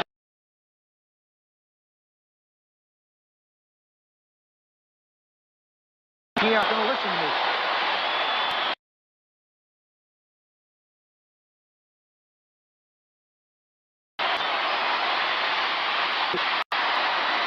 Elway throw for Jackson. There was not an official anywhere really close to where that ball came in. From our vantage point, it looked like Jackson may have caught on the short hop. Well, there you see Elway make the throw now. There's the ball. Well, that's a good catch. Yeah. That's a good catch. Why we have replays, isn't it? Well, also here in the Kingdom, what they do is they replay it real close so the fans can see it. But I think he gets his hands underneath, and it's a good reception. Ball spotted at the 37-yard line with 18 seconds to go. Now they'll come out and do the same thing again. Run the receivers down the field about 40 yards and bring them back towards Elway. Hey. will try to get out of bounds and does at the 43 with 11 seconds to go. Denver has 2 timeouts left. He's got to complete this pass at least to Seattle's 35-yard line, which is a 25-yard completion. Now, that's going to take some time off, but it's the only chance they have of getting Carlos in field goal range. Carlos has the length strength, long of 51 this year. And, of course, indoors, you don't have to worry about the wind. Well, he does have the air conditioning at his back. For whatever that's worth.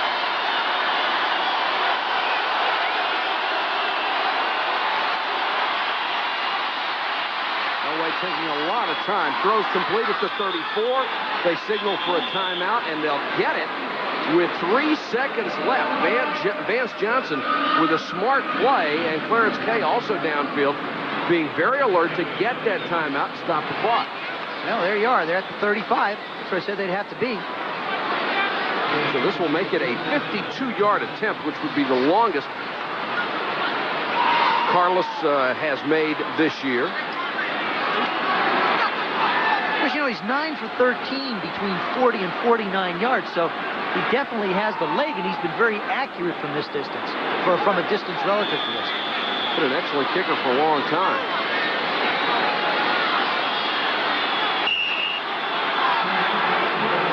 Carlos out of Kubiak's hold.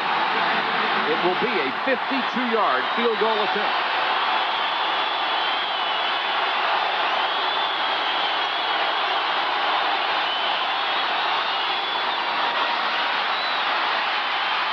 Short.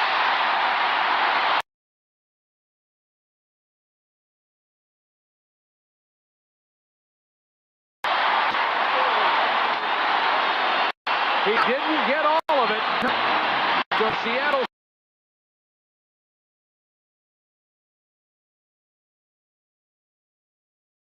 Seahawks have something else to celebrate as they leave the field at the end of the first half.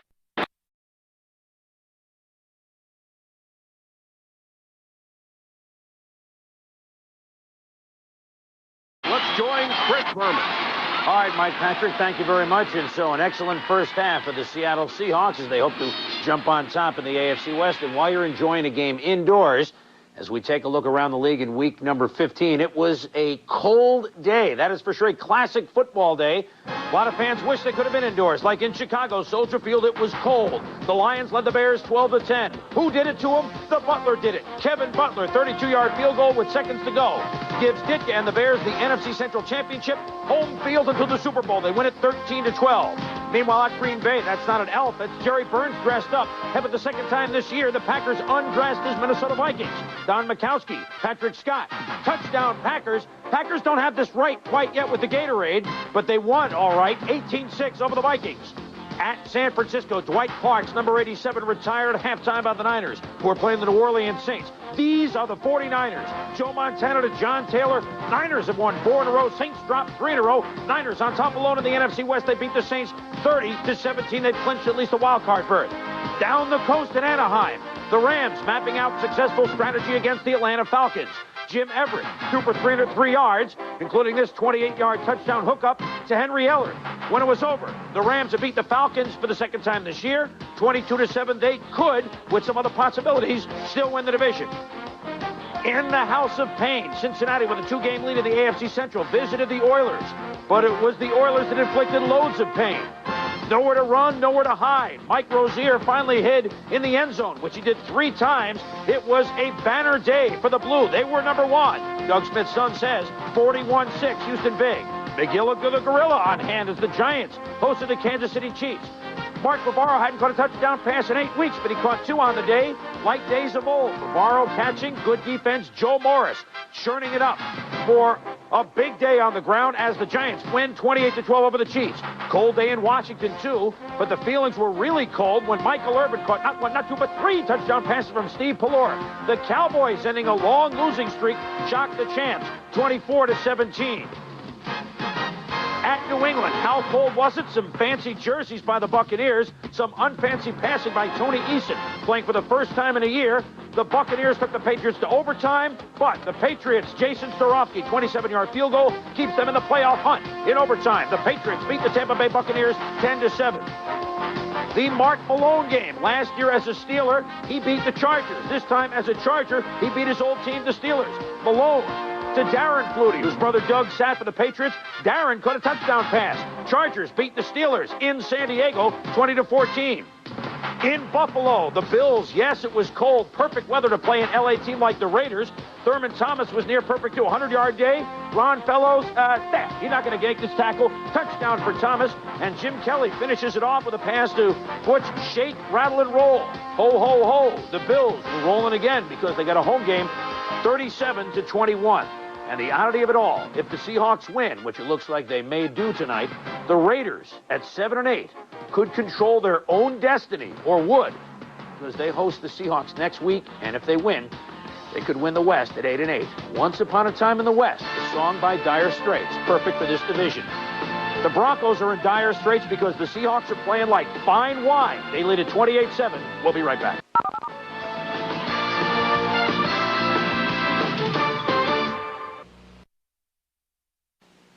It's Bowl Week on ESPN. The All-American Bowl featuring the Florida Gators against the Fighting Illini. The SeaWorld Holiday Bowl with Heisman Trophy winner Barry Sanders leading Oklahoma State against high-scoring WAC champion Wyoming. And the Mazda Gator Bowl, a showdown between Georgia and Michigan State in the only bowl game on New Year's Day. It's a bowl bonanza, live on ESPN. Today, NFL Charities announced a $15,000 grant to Big Brothers Big Sisters of America, making the total commitment to Big Brothers Big Sisters $130,000. 28-7, Seahawks over the Broncos, set to start the third quarter, and Seattle will get the football again. Rich Carlos to kick it off, and Kevin Harmon and Bobby Joe Edmonds, 34 and 30, are deep to receive.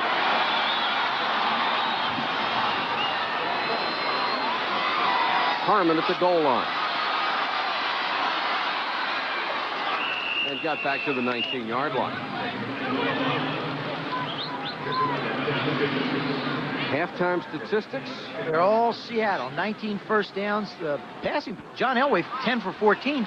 That's not bad as it is. Passing yardage, very comparable. Rushing yardage is the big difference in the game. And, of course, the total yardage, 247 yards. You have to look at time of possession as you look down this halftime sheet. 18 and a half minutes roughly for Seattle, 11 minutes, 20 seconds for Denver. If they're doing the job of keeping John Elway on the sidelines, then the offense of the Broncos is basically ineffective. Last week at New England, Seattle had the ball for only 18:55 the entire game. Craig on first down up top, Largent to the 35-yard line. He beat Mark Haynes for 46 yards. Well, we've talked about the fact that Denver's been unable to stop the run. You put the corners one-on-one. Largent just owns Haynes on this one. A little out and up move. He gets Haynes to bite, and it's party over. He just runs down the field. Craig does a great job of laying this ball out. You have a tendency as a quarterback to want to underthrow a receiver that wide open, but he hit him in stride. Largent holds most NFL receiving records. This could be his last home game. He's had a couple of bad injuries this year.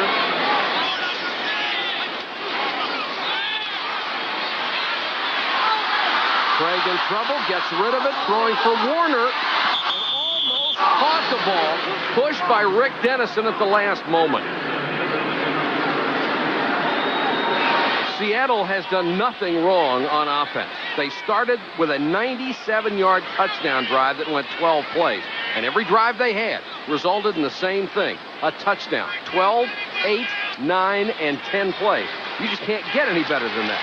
No, yellow is, if you get yellow, if you got all yellow on the chart, you know, that's okay. They're got all yellow. They're working on more yellow, too. They're at the Denver 35.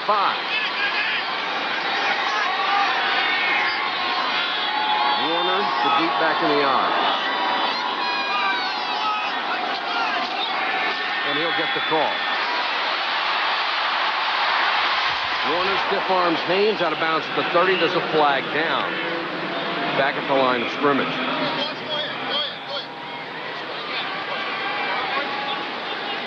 That time Denver forced Kurt Warner he started inside. He wanted to take it up inside, but they forced him to go wide. Preliminary signal is a hold.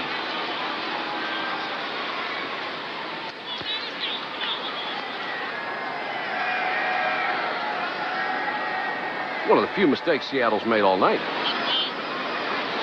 Holding. Number 70, offense during the run. 10-yard penalty from the spot of the foul. Repeat, second down. Ron Mattis, their 300-pound left tackle. And we have officially gotten the word from the NFL. This is exactly what must have to happen for these teams to win the division. Denver has to win its last 2 games. It doesn't look good right now. Seattle has to win its last 2, including the Raiders next week. If they lose tonight, they have to beat the Raiders and hope that the Broncos lose. The Raiders, it gets complicated. They need some help in order to get in.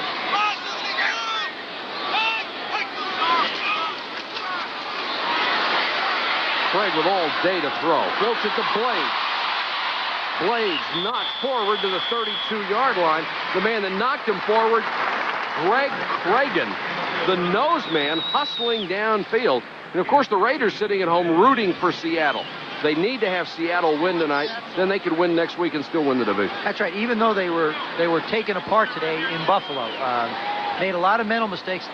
Watching the Raiders play football, that's not a Raider team that I remember. No. I'm wearing an NFC championship ring instead of a world championship ring because I played against what I considered a Raider football team. They just don't make mistakes. This ball club makes too many to win too many football games. 3rd and 7 for Craig. Complete to Blades again. Blades at the 26-yard line. It looks like he is shy of a first down. Let's see where they mark it.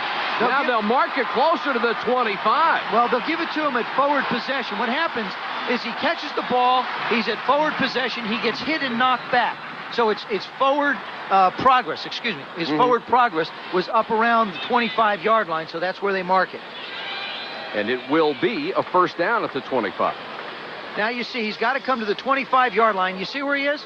The ball is at the 25. Now he gets dragged back and knocked back. Even though he's trying to run, they still give him forward progress. Warner behind Williams. Nice play again by Dennis Smith, the strong safety, who forces his bat as well as anybody. Well, both their safeties, Dennis Smith, number 49, Mike Harden, number 31, they're called upon because of the inability of the Denver front 7 to really shut down the run. The safeties are the only guys who can come up and give you quick support, and it puts a whole bunch of pressure on Jeremiah Castile and Mark Haynes. It's like, Jeremiah, you got that half the field. Mark, you got that half. It's like when you in Sandlot. You're playing with 3 people. You're the quarterback and 2 wide receivers. Those other guys got to cover. Kevin Harmon is into the running back replacing Warner. Harmon is 34. He'll lead Williams. Oh, and Castile got leveled by John L. Castile may go home tonight and wipe this date off the calendar. Well, I'll tell you who really makes a block. Kevin Harmon, number 34, right part of your screen. He just goes out and handles Michael Brooks. He gets Michael Brooks, number 56, turned around. And then John L. just lowers that shoulder, and Jeremiah is doing everything he can to try and get him out of bounds. Mike Harden is down. Brian Blades is standing over him. He is the guy who put him down with a devastating block. We'll check on his condition in a moment. Tonight's game from Seattle is brought to you by Mazda Cars and Trucks, including the all-new Mazda MPV. By Bud Light, everything else is just a light. And by Thrifty Car Rental. For worldwide reservations, call 1-800-4CARS. Mike Harden on the sideline, came off under his own power, limping a little bit. Tyrone Braxton is in for him, and Harden has taken a couple of real shots tonight, both from wide receivers.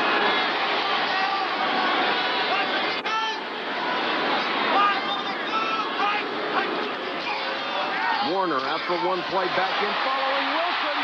Touchdown.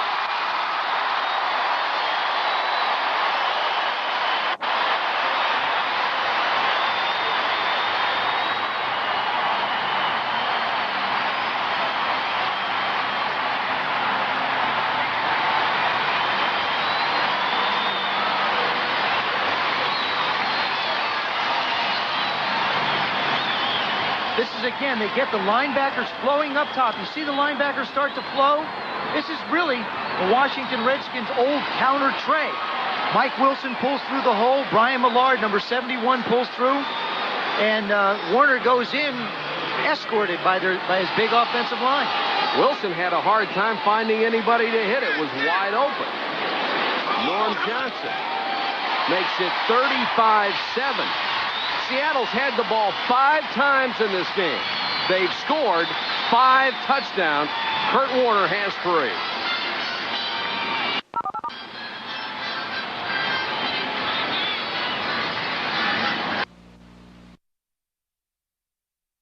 Mike Patrick and Joe Theismann back with you in Seattle. We expected a high-scoring game. We've gotten it from Seattle. We haven't gotten it from Denver. Well, the thing is about Denver, and, people are saying, oh, geez, 35-7. Joe's going to say you can't count them out. You really can't count Denver out.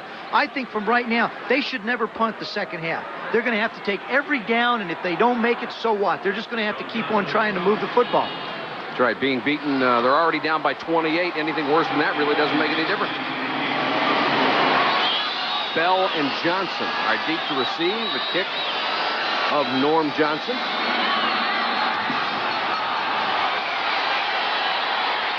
Good one here, and Bell 3 yards deep in the end zone. Will keep it there.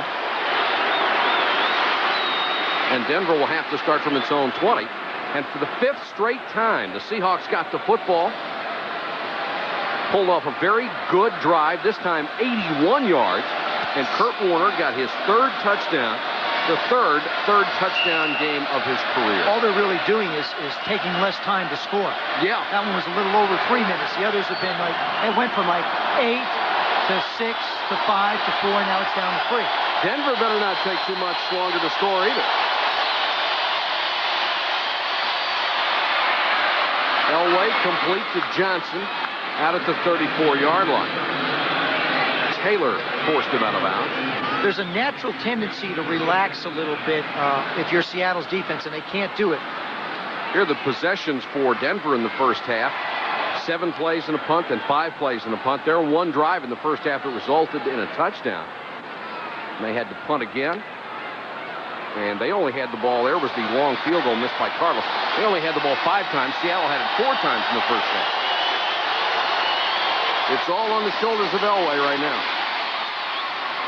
Sewell out of the backfield up to the 45-yard line. Brought down by Scholes and Como.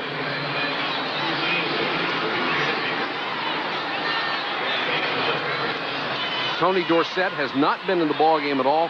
And down 35-7, we probably won't see him tonight. He can go get dressed. Yeah. Tony can go get dressed and just take it easy. Here he is.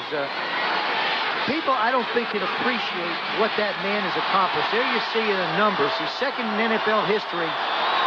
12 years of taking a constant pounding. You deserve a medal for it. Elway trying to scramble, gets to midfield. And I'll tell you one thing. When we talked to Dan Reeves, he was not critical of Tony Dorsett at all. As a matter of fact, very complimentary about what Dorsett has been able to do. Well, what's the thing is Tony Dorsett came here to try and give Denver a running game.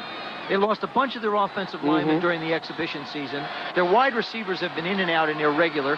And we pointed out the biggest reason why Tony Dorsett has been unable to contribute is that Denver has been out of a lot of games basically through the first half or even the first quarter of a game. So you can't run him. You can't utilize his strength. And they love him here. Over the middle, Como makes the tackle again, this time on Clarence Kay, who's down to the 43-yard line. And it will be a first down for Elway. Playing with a very painful elbow. Ruptured a bursa sac, and it's bad enough to have that playing on artificial turf. When he gets knocked down, he can really have a chance to re-injure. Well, the banging of it on the turf is a constant aggravation. He told me before that it has started to fill up again, but it really isn't a problem. And the way he's throwing it doesn't look like it is. Nash blocked off the play. And Melvin Jenkins pulled up rather than to hit Elway and let him get out of bounds. Well, John does a good thing there. You know, he runs out of bounds. He saves some time on the clock. Really, the only thing that Denver has in their favor is that there's 9 minutes to go in this quarter. and they're stopping the clock. They're getting first downs. I mean, they can put some drives together that only take 2, 3, 4 minutes. They can bounce back in this thing. But it all is going to fall on Denver's defense's shoulders. They've got to figure out some way to stop Seattle. And they haven't done it yet. And they have not forced Seattle to punt in this ballgame.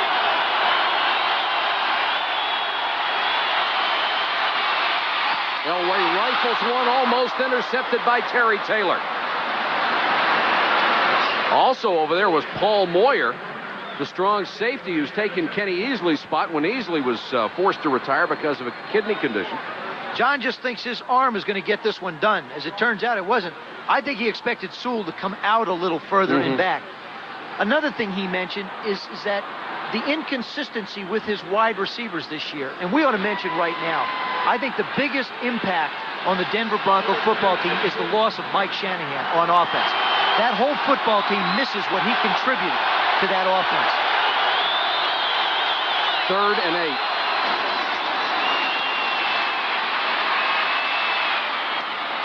Jackson, loose at the 20. Moyer takes him out of bounds at the 9.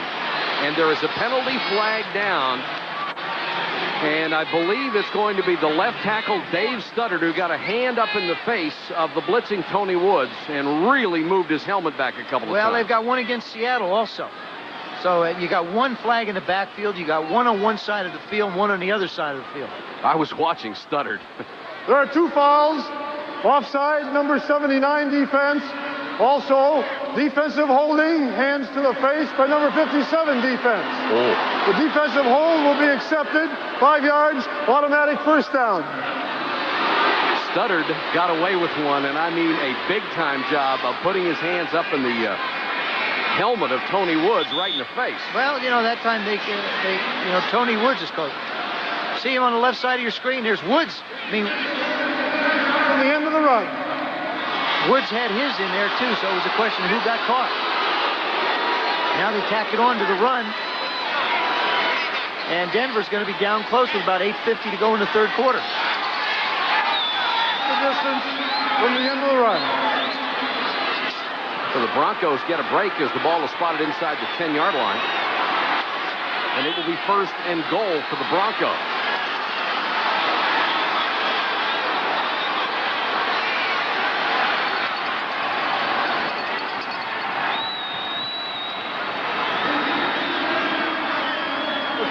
During the pass, not during the run that followed. Therefore, both penalties are declined. Completed pass, first down, goal to go. Again, for a transcript of what you just heard, please write the National Football League somewhere in New York, and they'll try and explain it to you. Obviously, the penalty came while John was throwing the ball, not while Mark was running with it, so they don't add it to the play. And I may have been a little hasty on Studdard.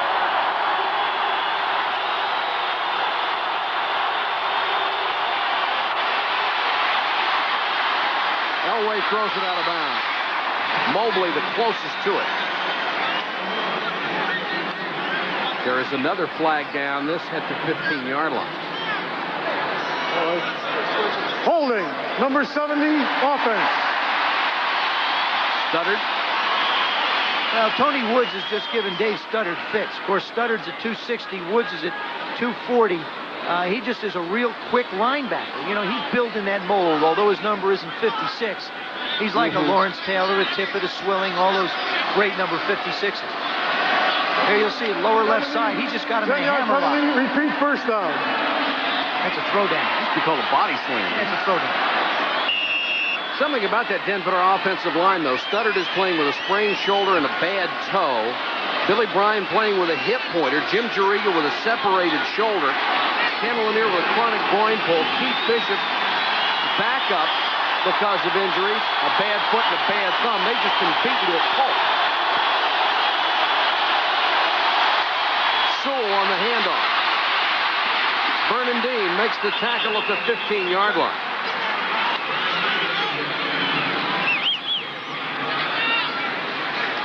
What happens is when the other team's offense has been so proficient as Seattle's has, it takes Denver completely out of their game plan. I mean, they were coming into this one throwing the ball anyway.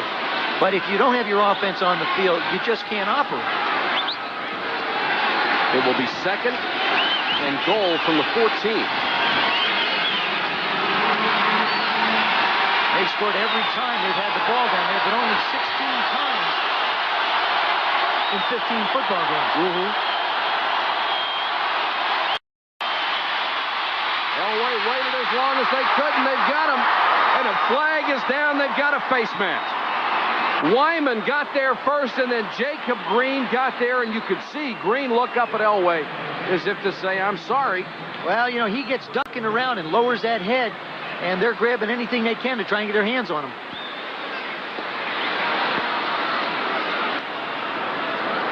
Face mask, number 79 on the defense. 5-yard penalty. Repeat, 2nd down. And that wipes out a sack that he would have liked to have, would have been his 8th. See Elway dance around. They got people flying all over, and there's one of those, you know, I just, when do they call it flagrant? I mean, well, no kidding. I mean, they're talking about the defensive foul was further behind the line of scrimmage than the ordinary penalty yardage. We moved the ball to the previous spot. It is still 2nd down. Whatever you say, Gord. Merkel press, 50 cents. Whatever you say. They'll send you a copy. Whatever you say. I don't think the people can afford a transcript for this one. But anyway, Denver has the ball. Seattle's on defense.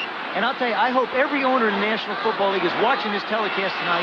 And when they have their meetings, wherever they have it, someplace sunny, warm, and beautiful, they sit down and the competition committee gets rid of this incidental grabbing of your head and just make it a penalty if somebody gets grabbed in the face, because somebody's going to get hurt and then they're all going to be sorry.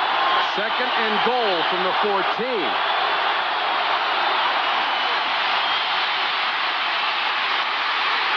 Jacob Green with a sack.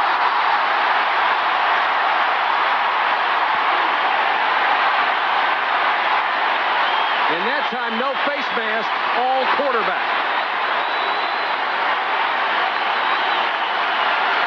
This is what's called a coverage sack. You're going to see these secondary people go back and just cover everybody. Elway's here in the shotgun. He has absolutely no one to throw to in that secondary. That's a coverage sack. Look at that secondary coverage. Now, Elway just doesn't have anybody open to get the ball to. 3rd and goal from the 20.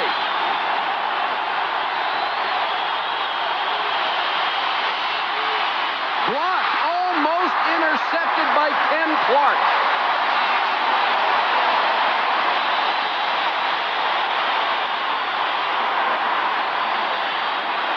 And here comes the field goal team. Well, you just got to save it. He just guns this thing about hip high. Oh. That should have stuck. Like between the 6 and the 7. It's a good thing Ken Clark is as big as he is. Yeah. A little guy, that'd hurt. He's a little smaller right now. Well, you can't move that much mass. Carlos. 37-yard field goal attempt. Forget it.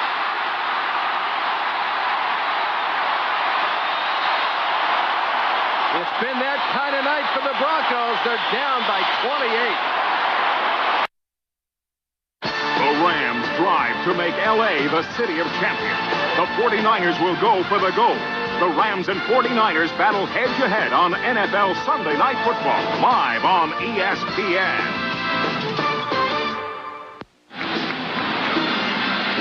Rams and the 49ers next week will be coming your way from San Francisco at 8 o'clock. Hope you'll be with us. And glad you could join us tonight on ESPN, a Sunday night from Seattle. 6:59 still to go third quarter. But the Seahawks are ripping up the Denver Broncos 35-7. Warner. Brought down at the 28-yard line. Dennis Smith again on the tackle. Well, again, a lot of credit to that offensive line of the Seattle Seahawks. They are not allowing the pursuit angles and lanes of the linebacking core of the Denver Broncos, and they're just really Warner's. The Rams drive to make L.A. the city of champions. The 49ers will go for the gold. The Rams and 49ers battle head-to-head on NFL Sunday Night Football, live on ESPN.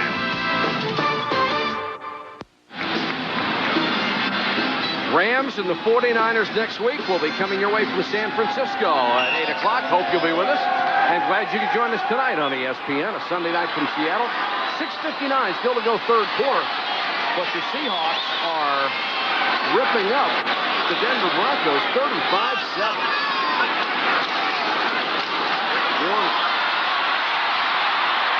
Brought down at the 28-yard line. Dennis Smith again on the tackle. Well, again, a lot of credit to that offensive line of the Seattle Seahawks.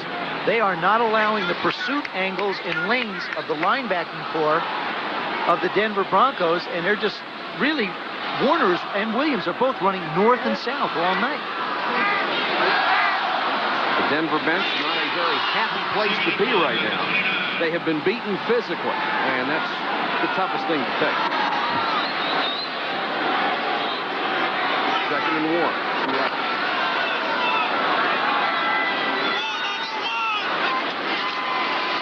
John L. Williams, first down. You know, visiting with Mark Jackson, we talk about Denver's ball club. He said normally you wait until the end of the year to start reflecting on what could have been in a year. He said he is catching himself now with 2 games to go, reflecting a little bit on this season. The Pittsburgh game, which they lost, they felt like they should have won. The Kansas City game that got away from them. Two games that if Denver wins, they're really in control of this whole AFC West. So, I mean, you know, the problem is you start reflecting a little bit early.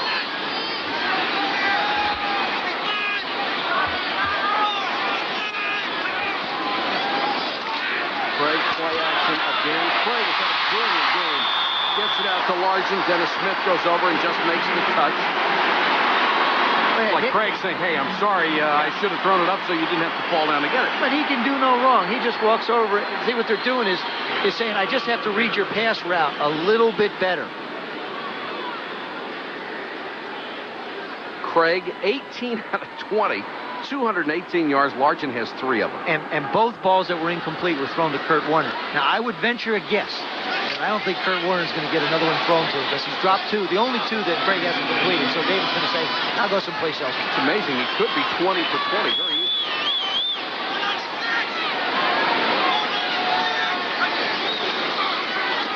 John L. behind Mattis. Gets to midfield. Haynes made the tackle. Take a look at the numbers, Joe. Not bad for Elway. Tough to stack up to Craig tonight. Well, Elway has the big one that's here is the 4 sacks. Great pressure by Seattle's front. Actually, just by their front 4. They're not bringing linebackers, but Elway's completion's well over 50%. And David Craig he's going to wake up tomorrow and really think that he was dreaming. I mean, I have had the good fortune of having just a couple games in my career where you have a day like this where you just feel like there isn't anything you throw out there that one of your guys isn't going to catch.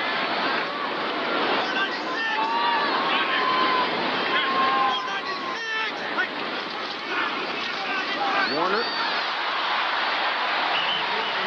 able to change direction so beautifully. He's down to the 43-yard line. First down, Boyer and Dennis Smith made the tackle. Well, the other thing is, too, is when you've got Blair Bush, number 59, the center, he's got Sean Knight on him. Now, when you've got the nose tackle back 9 yards from the line of scrimmage and making a tackle that deep, that just simply tells you what's going on up front. Now, here, Dennis Smith has got to come in all the way from the strong safety position on the side of the formation to make the tackle. It's the first down, the 26th of the game for Seattle. That's a season high, and we have 3:09 to go in the third quarter. Craig with all night. Throws back to Tice. One of the few times the passing play only gets a couple of yards, down to the 41-yard line. And if you'll notice, we have not seen David Craig run a classic, traditional drop-back pass all night. Think back. Everything he's run has been off of play action. And it just puts Denver in such a bind. Well, they're blooding our noses here running the ball. We have to play run. Go, oh, no, they're throwing the ball. We have to drop back. Their corners do a good job of covering, but the linebackers get caught out of position. Therefore, he can throw the ball to John L. Williams, to Mike Tice. Kurt Warner has his third 100-yard game of the season. 18 carries, 100 yards tonight.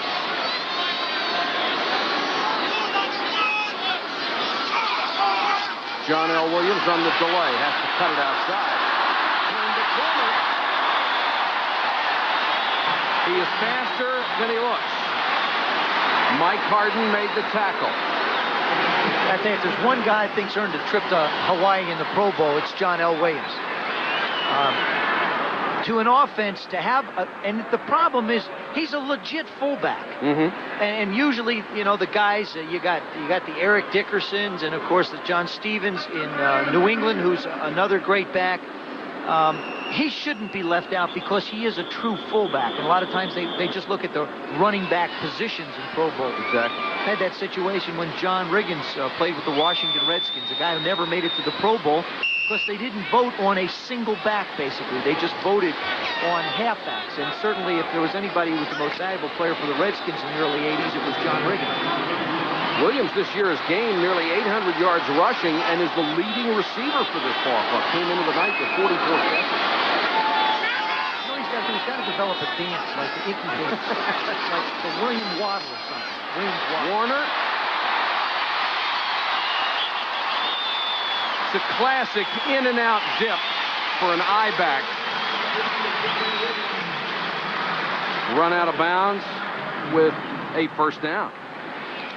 I'll tell you, Denver's defense is absolutely, with 2 minutes to go in the third quarter, exhausted. I mean, they have just sat there and gotten everybody pounded on them. Ain't what she used to be is right. That Bronco defense has gone from one of the most respected and frightening units in the league to 27th in the NFL against the run. And even with Carl Mecklenburg back tonight, they haven't been able to stop Seattle at all. Well, you know, and just like Denver's offense is not a one-man offense in John Elway, there's certainly not a one-man defense with Carl Mecklenburg. But part of the problem that they run into is he's out there with one arm. And he's really playing with one hand. Dan Reeves made a good point. As you see Joe Collier, who's the defensive coordinator, assistant head coach, Dan Reeves made an excellent point to us the other night. He lost Mike Shanahan, his offensive coordinator, and 2 other assistants right at the beginning of March, the last time you can have assistants move in the National Football League. And it really set the team back during training camp. Williams. He delivers blows rather than takes them. A punishing runner. He's got my vote. I'm not going to tell him no. No, I mean, he got my vote to go. I'll carry his luggage to the plane. Look at this. He lowers that left shoulder. Now, Harden is a real tough hitter. He comes in low.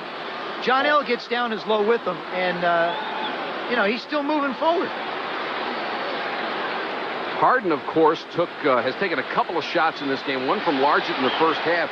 You might remember earlier in the season, it was Harden who put Largent out with a concussion, and the hit was late. It was a $5,000 fine from the league.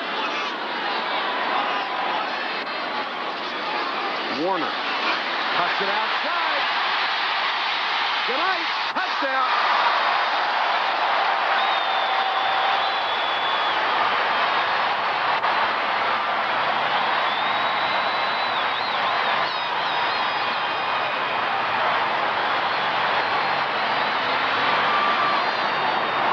For the first time in his career, Kurt Warner has rushed for 4 touchdowns in a single game. It's a case of total dominance up front. That entire offensive line is locked up with a man on the Bronco team. Everybody's got a block, and he just simply outruns Jeremiah Castile to the corner.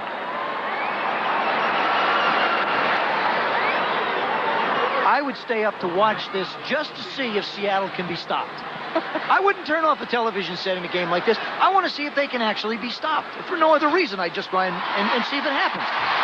Norm Johnson, who may be getting leg weary, adds another point after. And with 1:47 to go, third quarter, it's 42-7.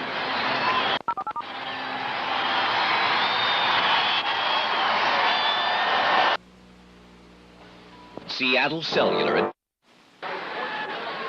There's the forgotten man standing behind Kurt Warner of this Seattle team, Ruben Rodriguez, the punter. He's still holding his helmet, which I really don't understand. I mean, that's not confidence in your offense, is it, when you're standing there holding your helmet? But you see what he does. You see how he's got his thumb hung on his belt? He's really not holding his helmet. It's sort of just like hanging on his hand, which is a hook. In domes this year,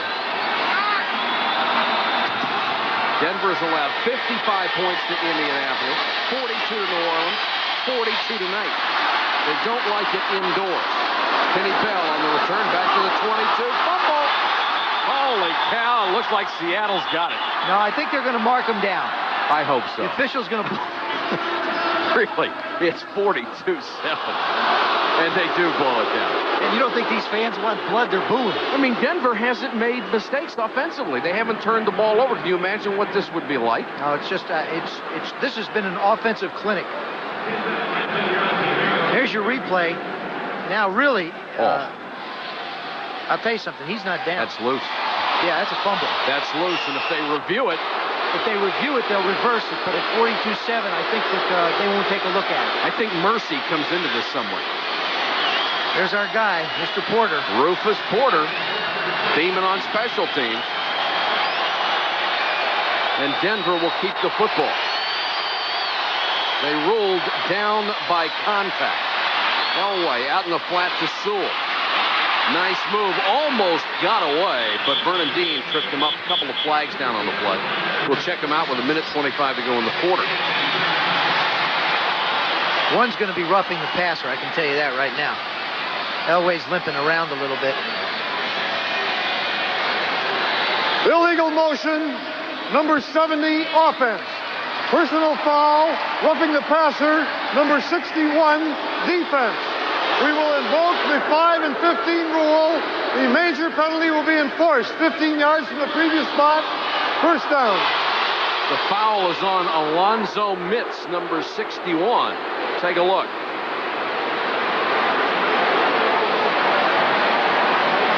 To the head.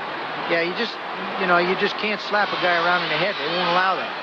But you could grab his face mask and turn it 360 degrees, and it's only 5 yards. That's right. Makes a lot of sense. Oh, what was this is a simple game.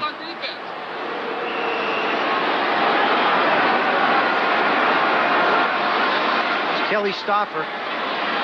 Now, we've seen David Craig with a lot of touch passes tonight, just dropping the ball off to the backs, floating the ball down the field where he has to. Kelly Stoffer, who played some ball games while Craig was out, has got a real gun for an arm. A little more like Elway than Craig.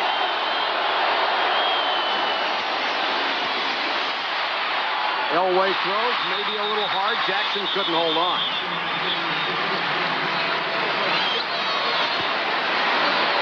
Will bring up a 3rd and 10. I have been in games like this. And you know what the key word is? Survive. It really is. You don't want to hang out a receiver. You want to just survive and get through it in one piece. And you could sit here and say and think, well, a lot of things can happen. There aren't enough things that can happen, I don't think, in this one, for the Bronx to be able to pull it out. Excuse me, I called the wrong down. It's 2nd and 10. Elway sends Jackson to the other side. Over the middle. Johnson at the 48-yard line, very close to another first down. Eugene Robinson covered him there. Seattle is very happy with the Broncos continuing to complete 10-yard passes, 10-yard passes, because the clock is their ally. And it looks like they will measure for the first down. One guy we haven't had a chance to talk about too much tonight, because Denver has not run the football, is linebacker David Wyman, number 92. And Wyman is one of those guys who has made, as you take a look at the measurement, and it will be short. Wyman, an inside linebacker for the Seattle ball club, has come back off of 2 major injuries and has really become a star on this football team. There's Wyman. When he was at college at Stanford, the doctor said it was the worst football-related knee injury they had ever seen. They didn't think he'd walk very well, let alone play. Then he had a terrible shoulder injury. They tried to trade him to San Francisco. He flunked the physical, and he came back. No. He's a second-round draft choice in '87, and he's playing like it. And Tony Dorsett is in the ballgame for the first time on 3rd and 1.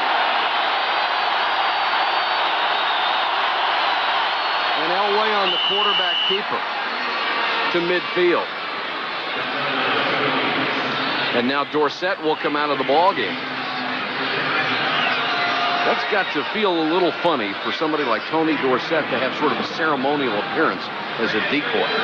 Well, you know, he came to these Broncos as a role player. His role was to run the football. And, you know, he has 794 yards, almost 800 yards of rushing offense, which is a good year for anybody. Elway has to go short again. Jackson picked up and dropped by Terry Taylor.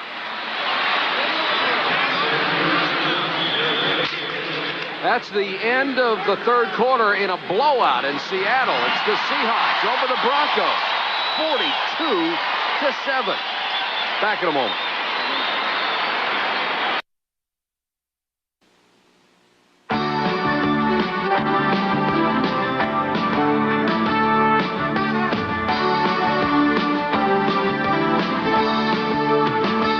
This year against the San Diego Chargers, Steve Largent, in typically understated fashion, etched his name in the NFL record book once more. With this catch, Largent broke Charlie Joyner's record for yards receiving in a career. Largent has led all Seahawk receivers for 12 straight years and holds some of the NFL's most prestigious records.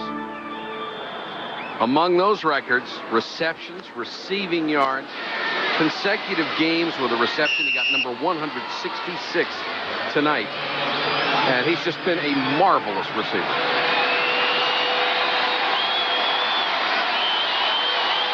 Denver 1st and 10. Inside toss. Winder forced out of bounds back at the 44.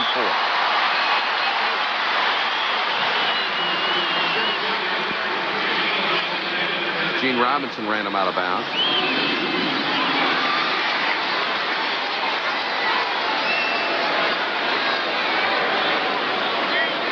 Gary Kubiak, the backup quarterback for Denver.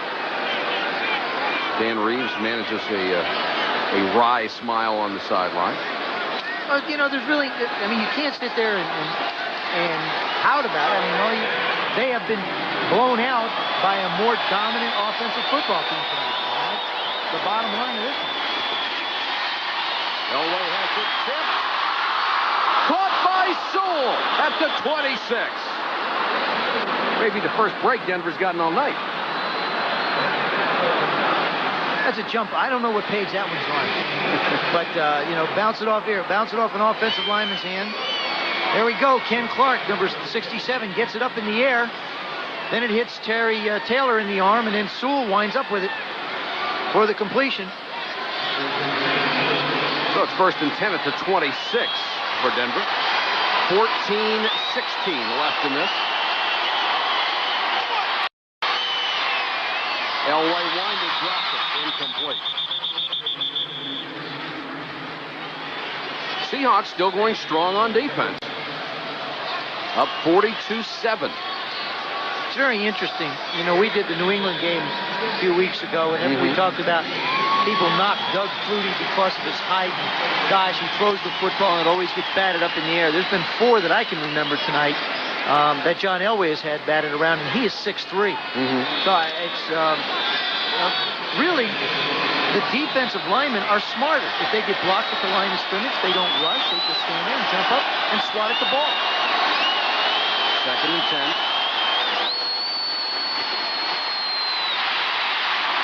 Elway unloads to Jackson. Got the first down and out of bounds in front of Robinson. Elway had Jeff Bryant clinging to the back of his jersey.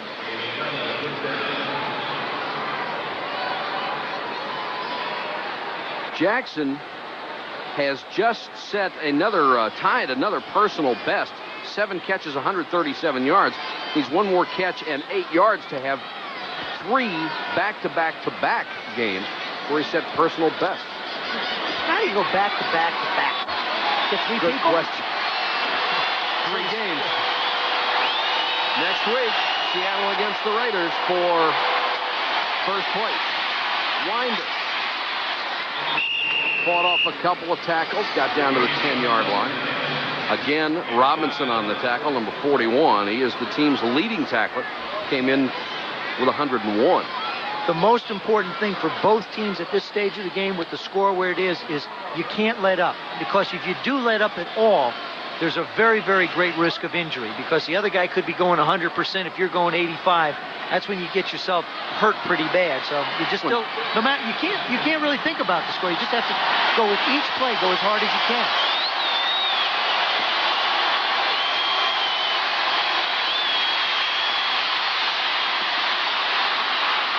Tipped up in the air again and incomplete.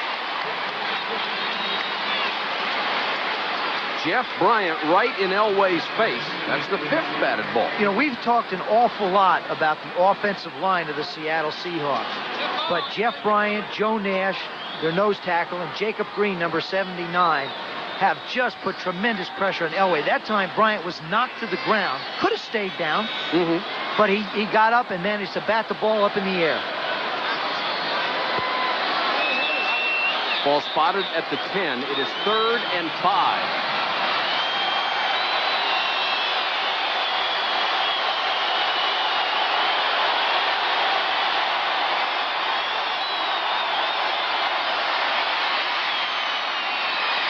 Winder stopped just shy of a first down at the 7. Wyman made the tackle. Clock continues to run with 12:55 left. It was interesting talking to Coach Reeves last night, Mike, and he brought up the point about going to 2 Super Bowls consecutively. Your team doesn't get a chance to get rested. Most of the teams in the league are finished December 18th, which will be this year. And a lot of his players went all the way through the end of January. And if you're Super Bowl contenders, you more than likely have a bunch of them in the Pro Bowl, so you don't finish till early February. And I think that these Broncos might just be a little bit tired. I know we as Redskins are that way. 4th and inches. Winder tries to go outside. Might not have made it. Jenkins giving the official help in spotting the ball. And he did not make it. Seattle's football.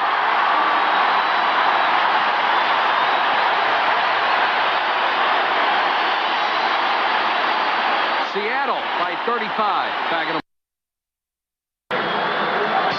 Tonight's game from Seattle is brought to you by Ford and your Ford dealer. Have you driven a Ford lately? By Kendall Motor Oil for protection worth its weight in gold. And by Tempstar, the newest name in home heating and air conditioning. You can rely on the Star. Seahawks 42-7, 12-12 to go in the ballgame. Mike Patrick and Joe Theismann with you. Glad you could join us on a Sunday night. Dave Craig continues at quarterback. Starts at its own 6.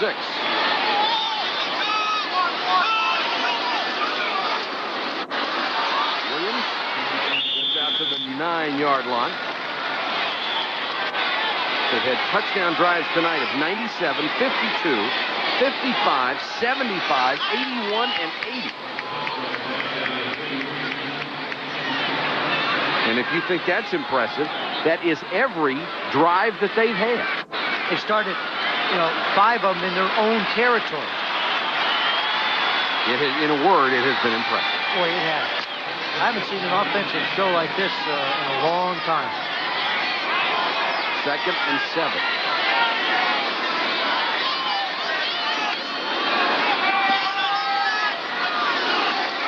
Agee is in at fullback, and Warner is stuffed as he got back to the 7-yard line.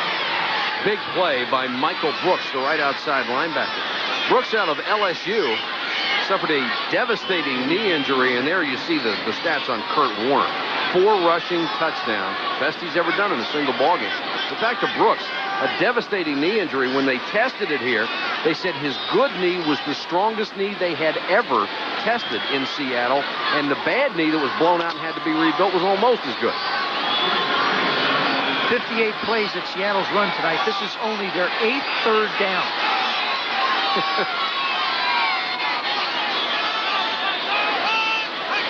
Most of the time they haven't needed 3 plays. Craig to Blades. And contact and no flag. Steve Wilson, number 45, bumped into him. And I'm sure people are wondering, why is Seattle trying to move the ball down the field? Now, he has him beat. David Craig just doesn't get the ball out. And both players are trying to get back for the ball. I wouldn't call that one. The reason why Seattle wants to run up as many points as they can, because in the event of a tiebreaker, they're going to need as many points as they can get within the division. So that's why you just keep on plugging along and putting numbers up. This is the first punt of the night for Ruben Rodriguez. Denver with 10 men on the line, and they're coming. And he got it out of there. Vance Johnson comes up and makes the fair catch inside the 40. A kick of 31 yards. We have 10:31 left to go from the King Dome in Seattle.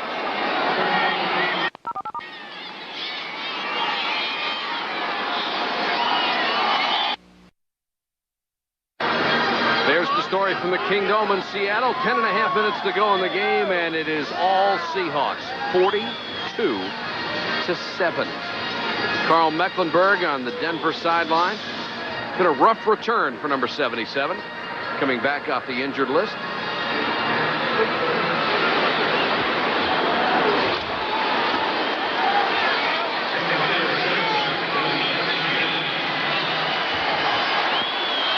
Denver takes over at the Seattle 39. Elway in trouble, throws it out of bounds.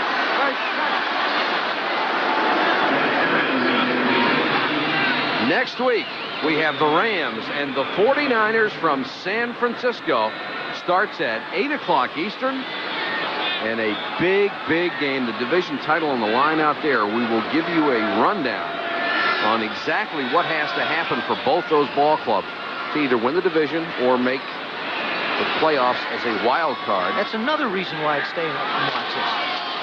Information. We're just full of information. You don't think you're reaching at all? There are people who are not going to sleep well tonight unless they know what the playoff picture is. The Denver coaching staff is a group of them.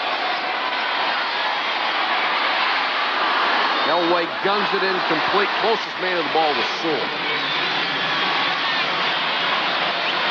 Tough year for John. All right, here is the situation. The 49ers, if they beat the Rams to win the West, or they lose to the Rams and the Saints defeat the Falcons. The Rams defeat the 49ers and the Saints lose to the Falcons. New Orleans, they can't win the division title. If it is a three-way tie, the 49ers win. And wild card, we're not crazy enough to get into that. The league is still trying to figure it out. It'll take up 2 pages in tomorrow's paper. Elway complete to Johnson, who goes down hard as Terry Taylor took his legs out from under him. At this point of the ballgame, Joe, you really have to want to catch it to go up in the air after it. Well, yeah, I mean, it's your job. I mean, Johnson just plants. I mean, these guys are professionals. They're not going to sit down. He makes the catch, gets his feet torn out from under him, and lands on his arm, and but still hangs onto the ball. One-man rush, Elway again, almost picked off. Jenkins had a real shot at it, intended for Ricky Nattiel. Nattiel has had a bad ankle, missed 2 of the last 3 ball games. Denver physically really bummed up. Offensively, they've just absolutely come apart at the seams. Started in training camp when Studdard got hurt. And like you mentioned, Mike, Gerald Perry's the only guy who stayed healthy for him. There you see Vernon Dean almost get a hand on it as well. But Denver offensively, they've not had their wide receivers healthy all year, or their offensive line, or their quarterback. Tough combination. Elway throws too high for Sewell, out of bounds. It'll bring up a 3rd and 10. Come on, find some hands. This is what has happened to John Elway tonight, and you've been through those. Yeah, 4 knockdowns, 5 hurries. And what a hurry is it means that somebody's really right on your neck. And you want to get rid of it. And, of course, the sacks and the 4 pass blocks. I mean, you know, when you consider that, that's 8 passes, the sacks and the 4 block ones that go nowhere. You don't get them off. They're wasted down. You can't give away 8 plays in a game. Here's where the numbers can be deceiving. Elway, 21 out of 34 for 270 yards, but he's behind by 35 points. Loose ball. And Seattle has it. Recovered by Rufus Porter. And Rufus Porter ran John Elway down as well. I mean, he's not only a special team star, he's trying to make an impact on the coaches to say, I can play as well. It's a rookie from Southern. There you see him run him down from behind. Now that right hand just slaps in. This is the way defensive backs do it. They try and reach over and knock the ball loose, particularly when you're dealing with a quarterback who's not used to carrying the football as much as John Elway. We'll be back in a little bit. 42-7 Seahawks. John Elway looking up at the scoreboard where it's 42-7 Seattle with 9:42 left to go in the game. Seattle football after the first turnover.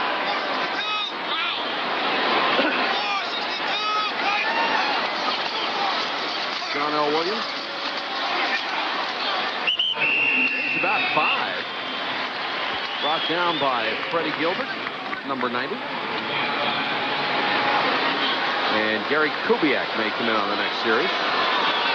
This is not an enviable position to go into. I mean, you sort of know that Seattle realizes you have to throw the football, and you're going to go back in there, and basically you're fresh meat. There's no other way to describe it. Like I say, I have walked in those shoes. This season he's 61%. You know, he's thrown for 400 some odd yards, 5 TDs, 3 interceptions. Every time I have ever seen Gary Kubiak play, he played well. Oh, every time. But you're right, he's going to be less than thrilled to come into this. Warner. Outruns Fletcher, steps out of bounds at the 33-yard line. 4 touchdowns tonight, and he has topped 1,000 yards. For the 4th time in his career, there is a penalty flag down on the play. We'll check that out for you. 1,000 yards still the standard for running backs, even with a 16-game schedule. I don't think it should be. No? I think it should be higher? Yeah, I think it should. I think 1,300 yards should be a standard because you're playing 16 football games. Holding number 33 offense. 10-yard penalty from the dead ball spot. Repeat second down. Tommy Agee. You know, I mean, you can get 65 yards a game and go over 1,000 yards. I don't think that's any great accomplishment, particularly with the skill of the athletes that are in the game today. A guy like Eric Dickerson, you know, he's an individual. Marcus Allen, Eric Dickerson. If a Bo Jackson ever decided to play football full time, somebody like that, I mean, their standard would be right around 1,500 yards. I would think that would be an exceptional season for runners like Kurt Warner would be, I think, there.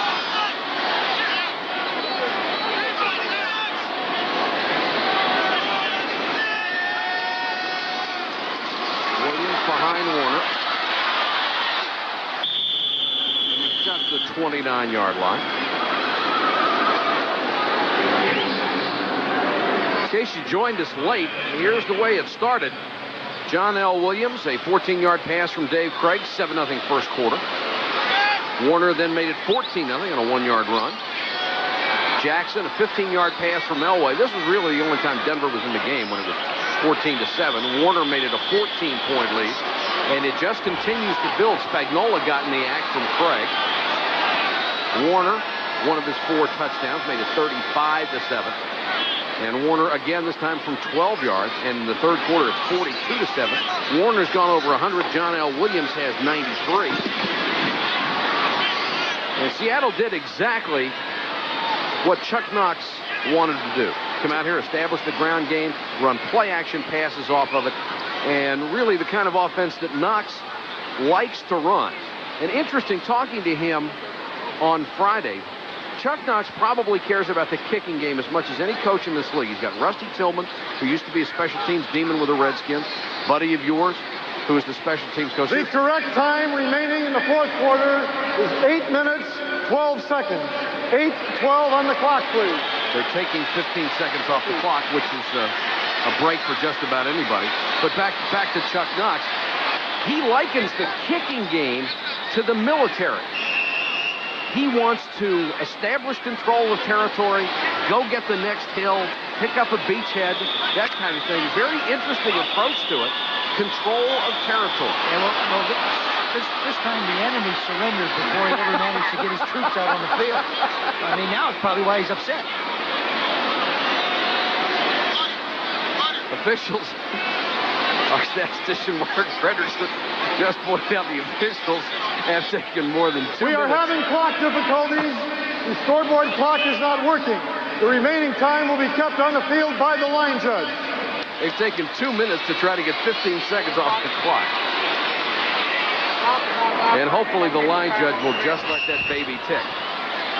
We did that in college once when I was at the University of Notre Dame. The coaches came over my sophomore year. They made an agreement. The second half took 30 seconds, or 30 minutes. Was it ball out of bounds, penalties, didn't matter.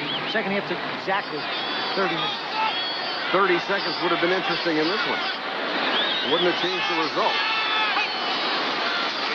Craig to Williams on the draw. 35, 38-yard line. John L. Williams still running hard. Brought down by Ryan and Braxton. That ought to get him to 100. Second time in 3 weeks, Seattle has had 2 backs get 100. Williams with 102 so far tonight. Kurt Warner with 125. And they're still in the ballgame. They're really, Tommy Agee has carried once this year.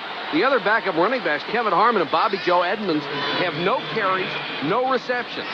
So it's Kurt Warner or John F. Williams or forget it. You don't have to key on a lot of other people. That's true.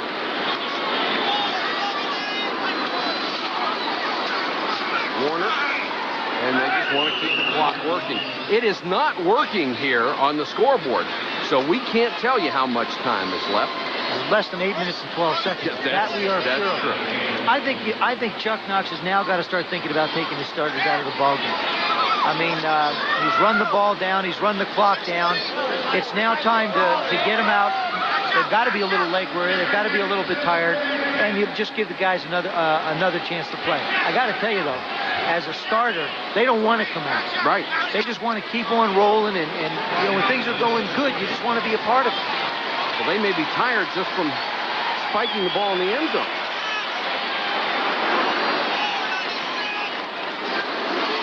Williams gets it out to about the 43-yard line. Steve Wilson and Dennison made a tackle. Coming up, college basketball on ESPN, 9 o'clock Eastern. Temple and St. Joe's. Get a chance to look at Mark Macon.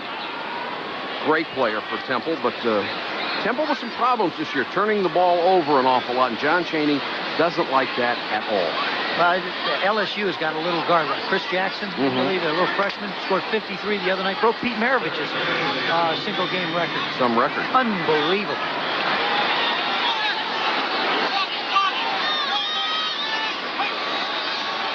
Inside handoff to Williams. Across the 45 to 46. Somebody woke Ruben up. He's got to go punt.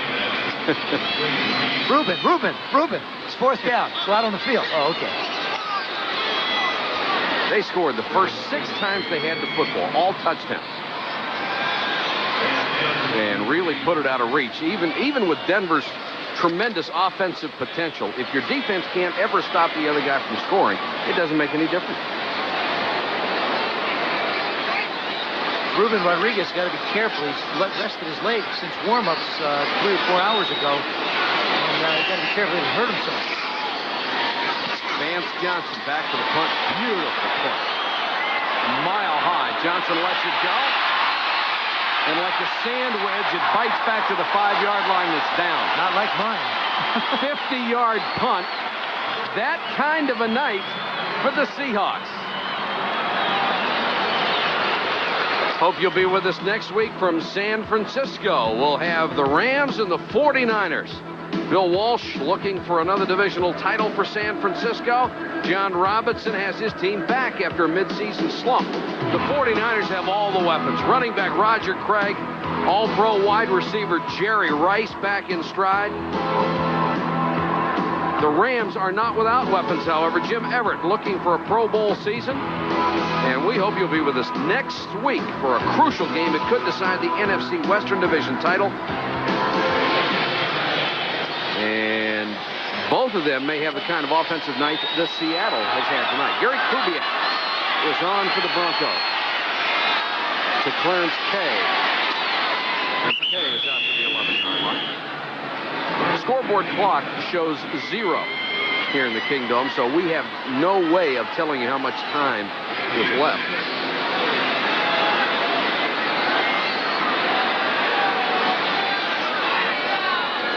First downs, 19 first downs for the Broncos, 30 first downs for the Seahawks. Kubiak comes out on 2nd and 4.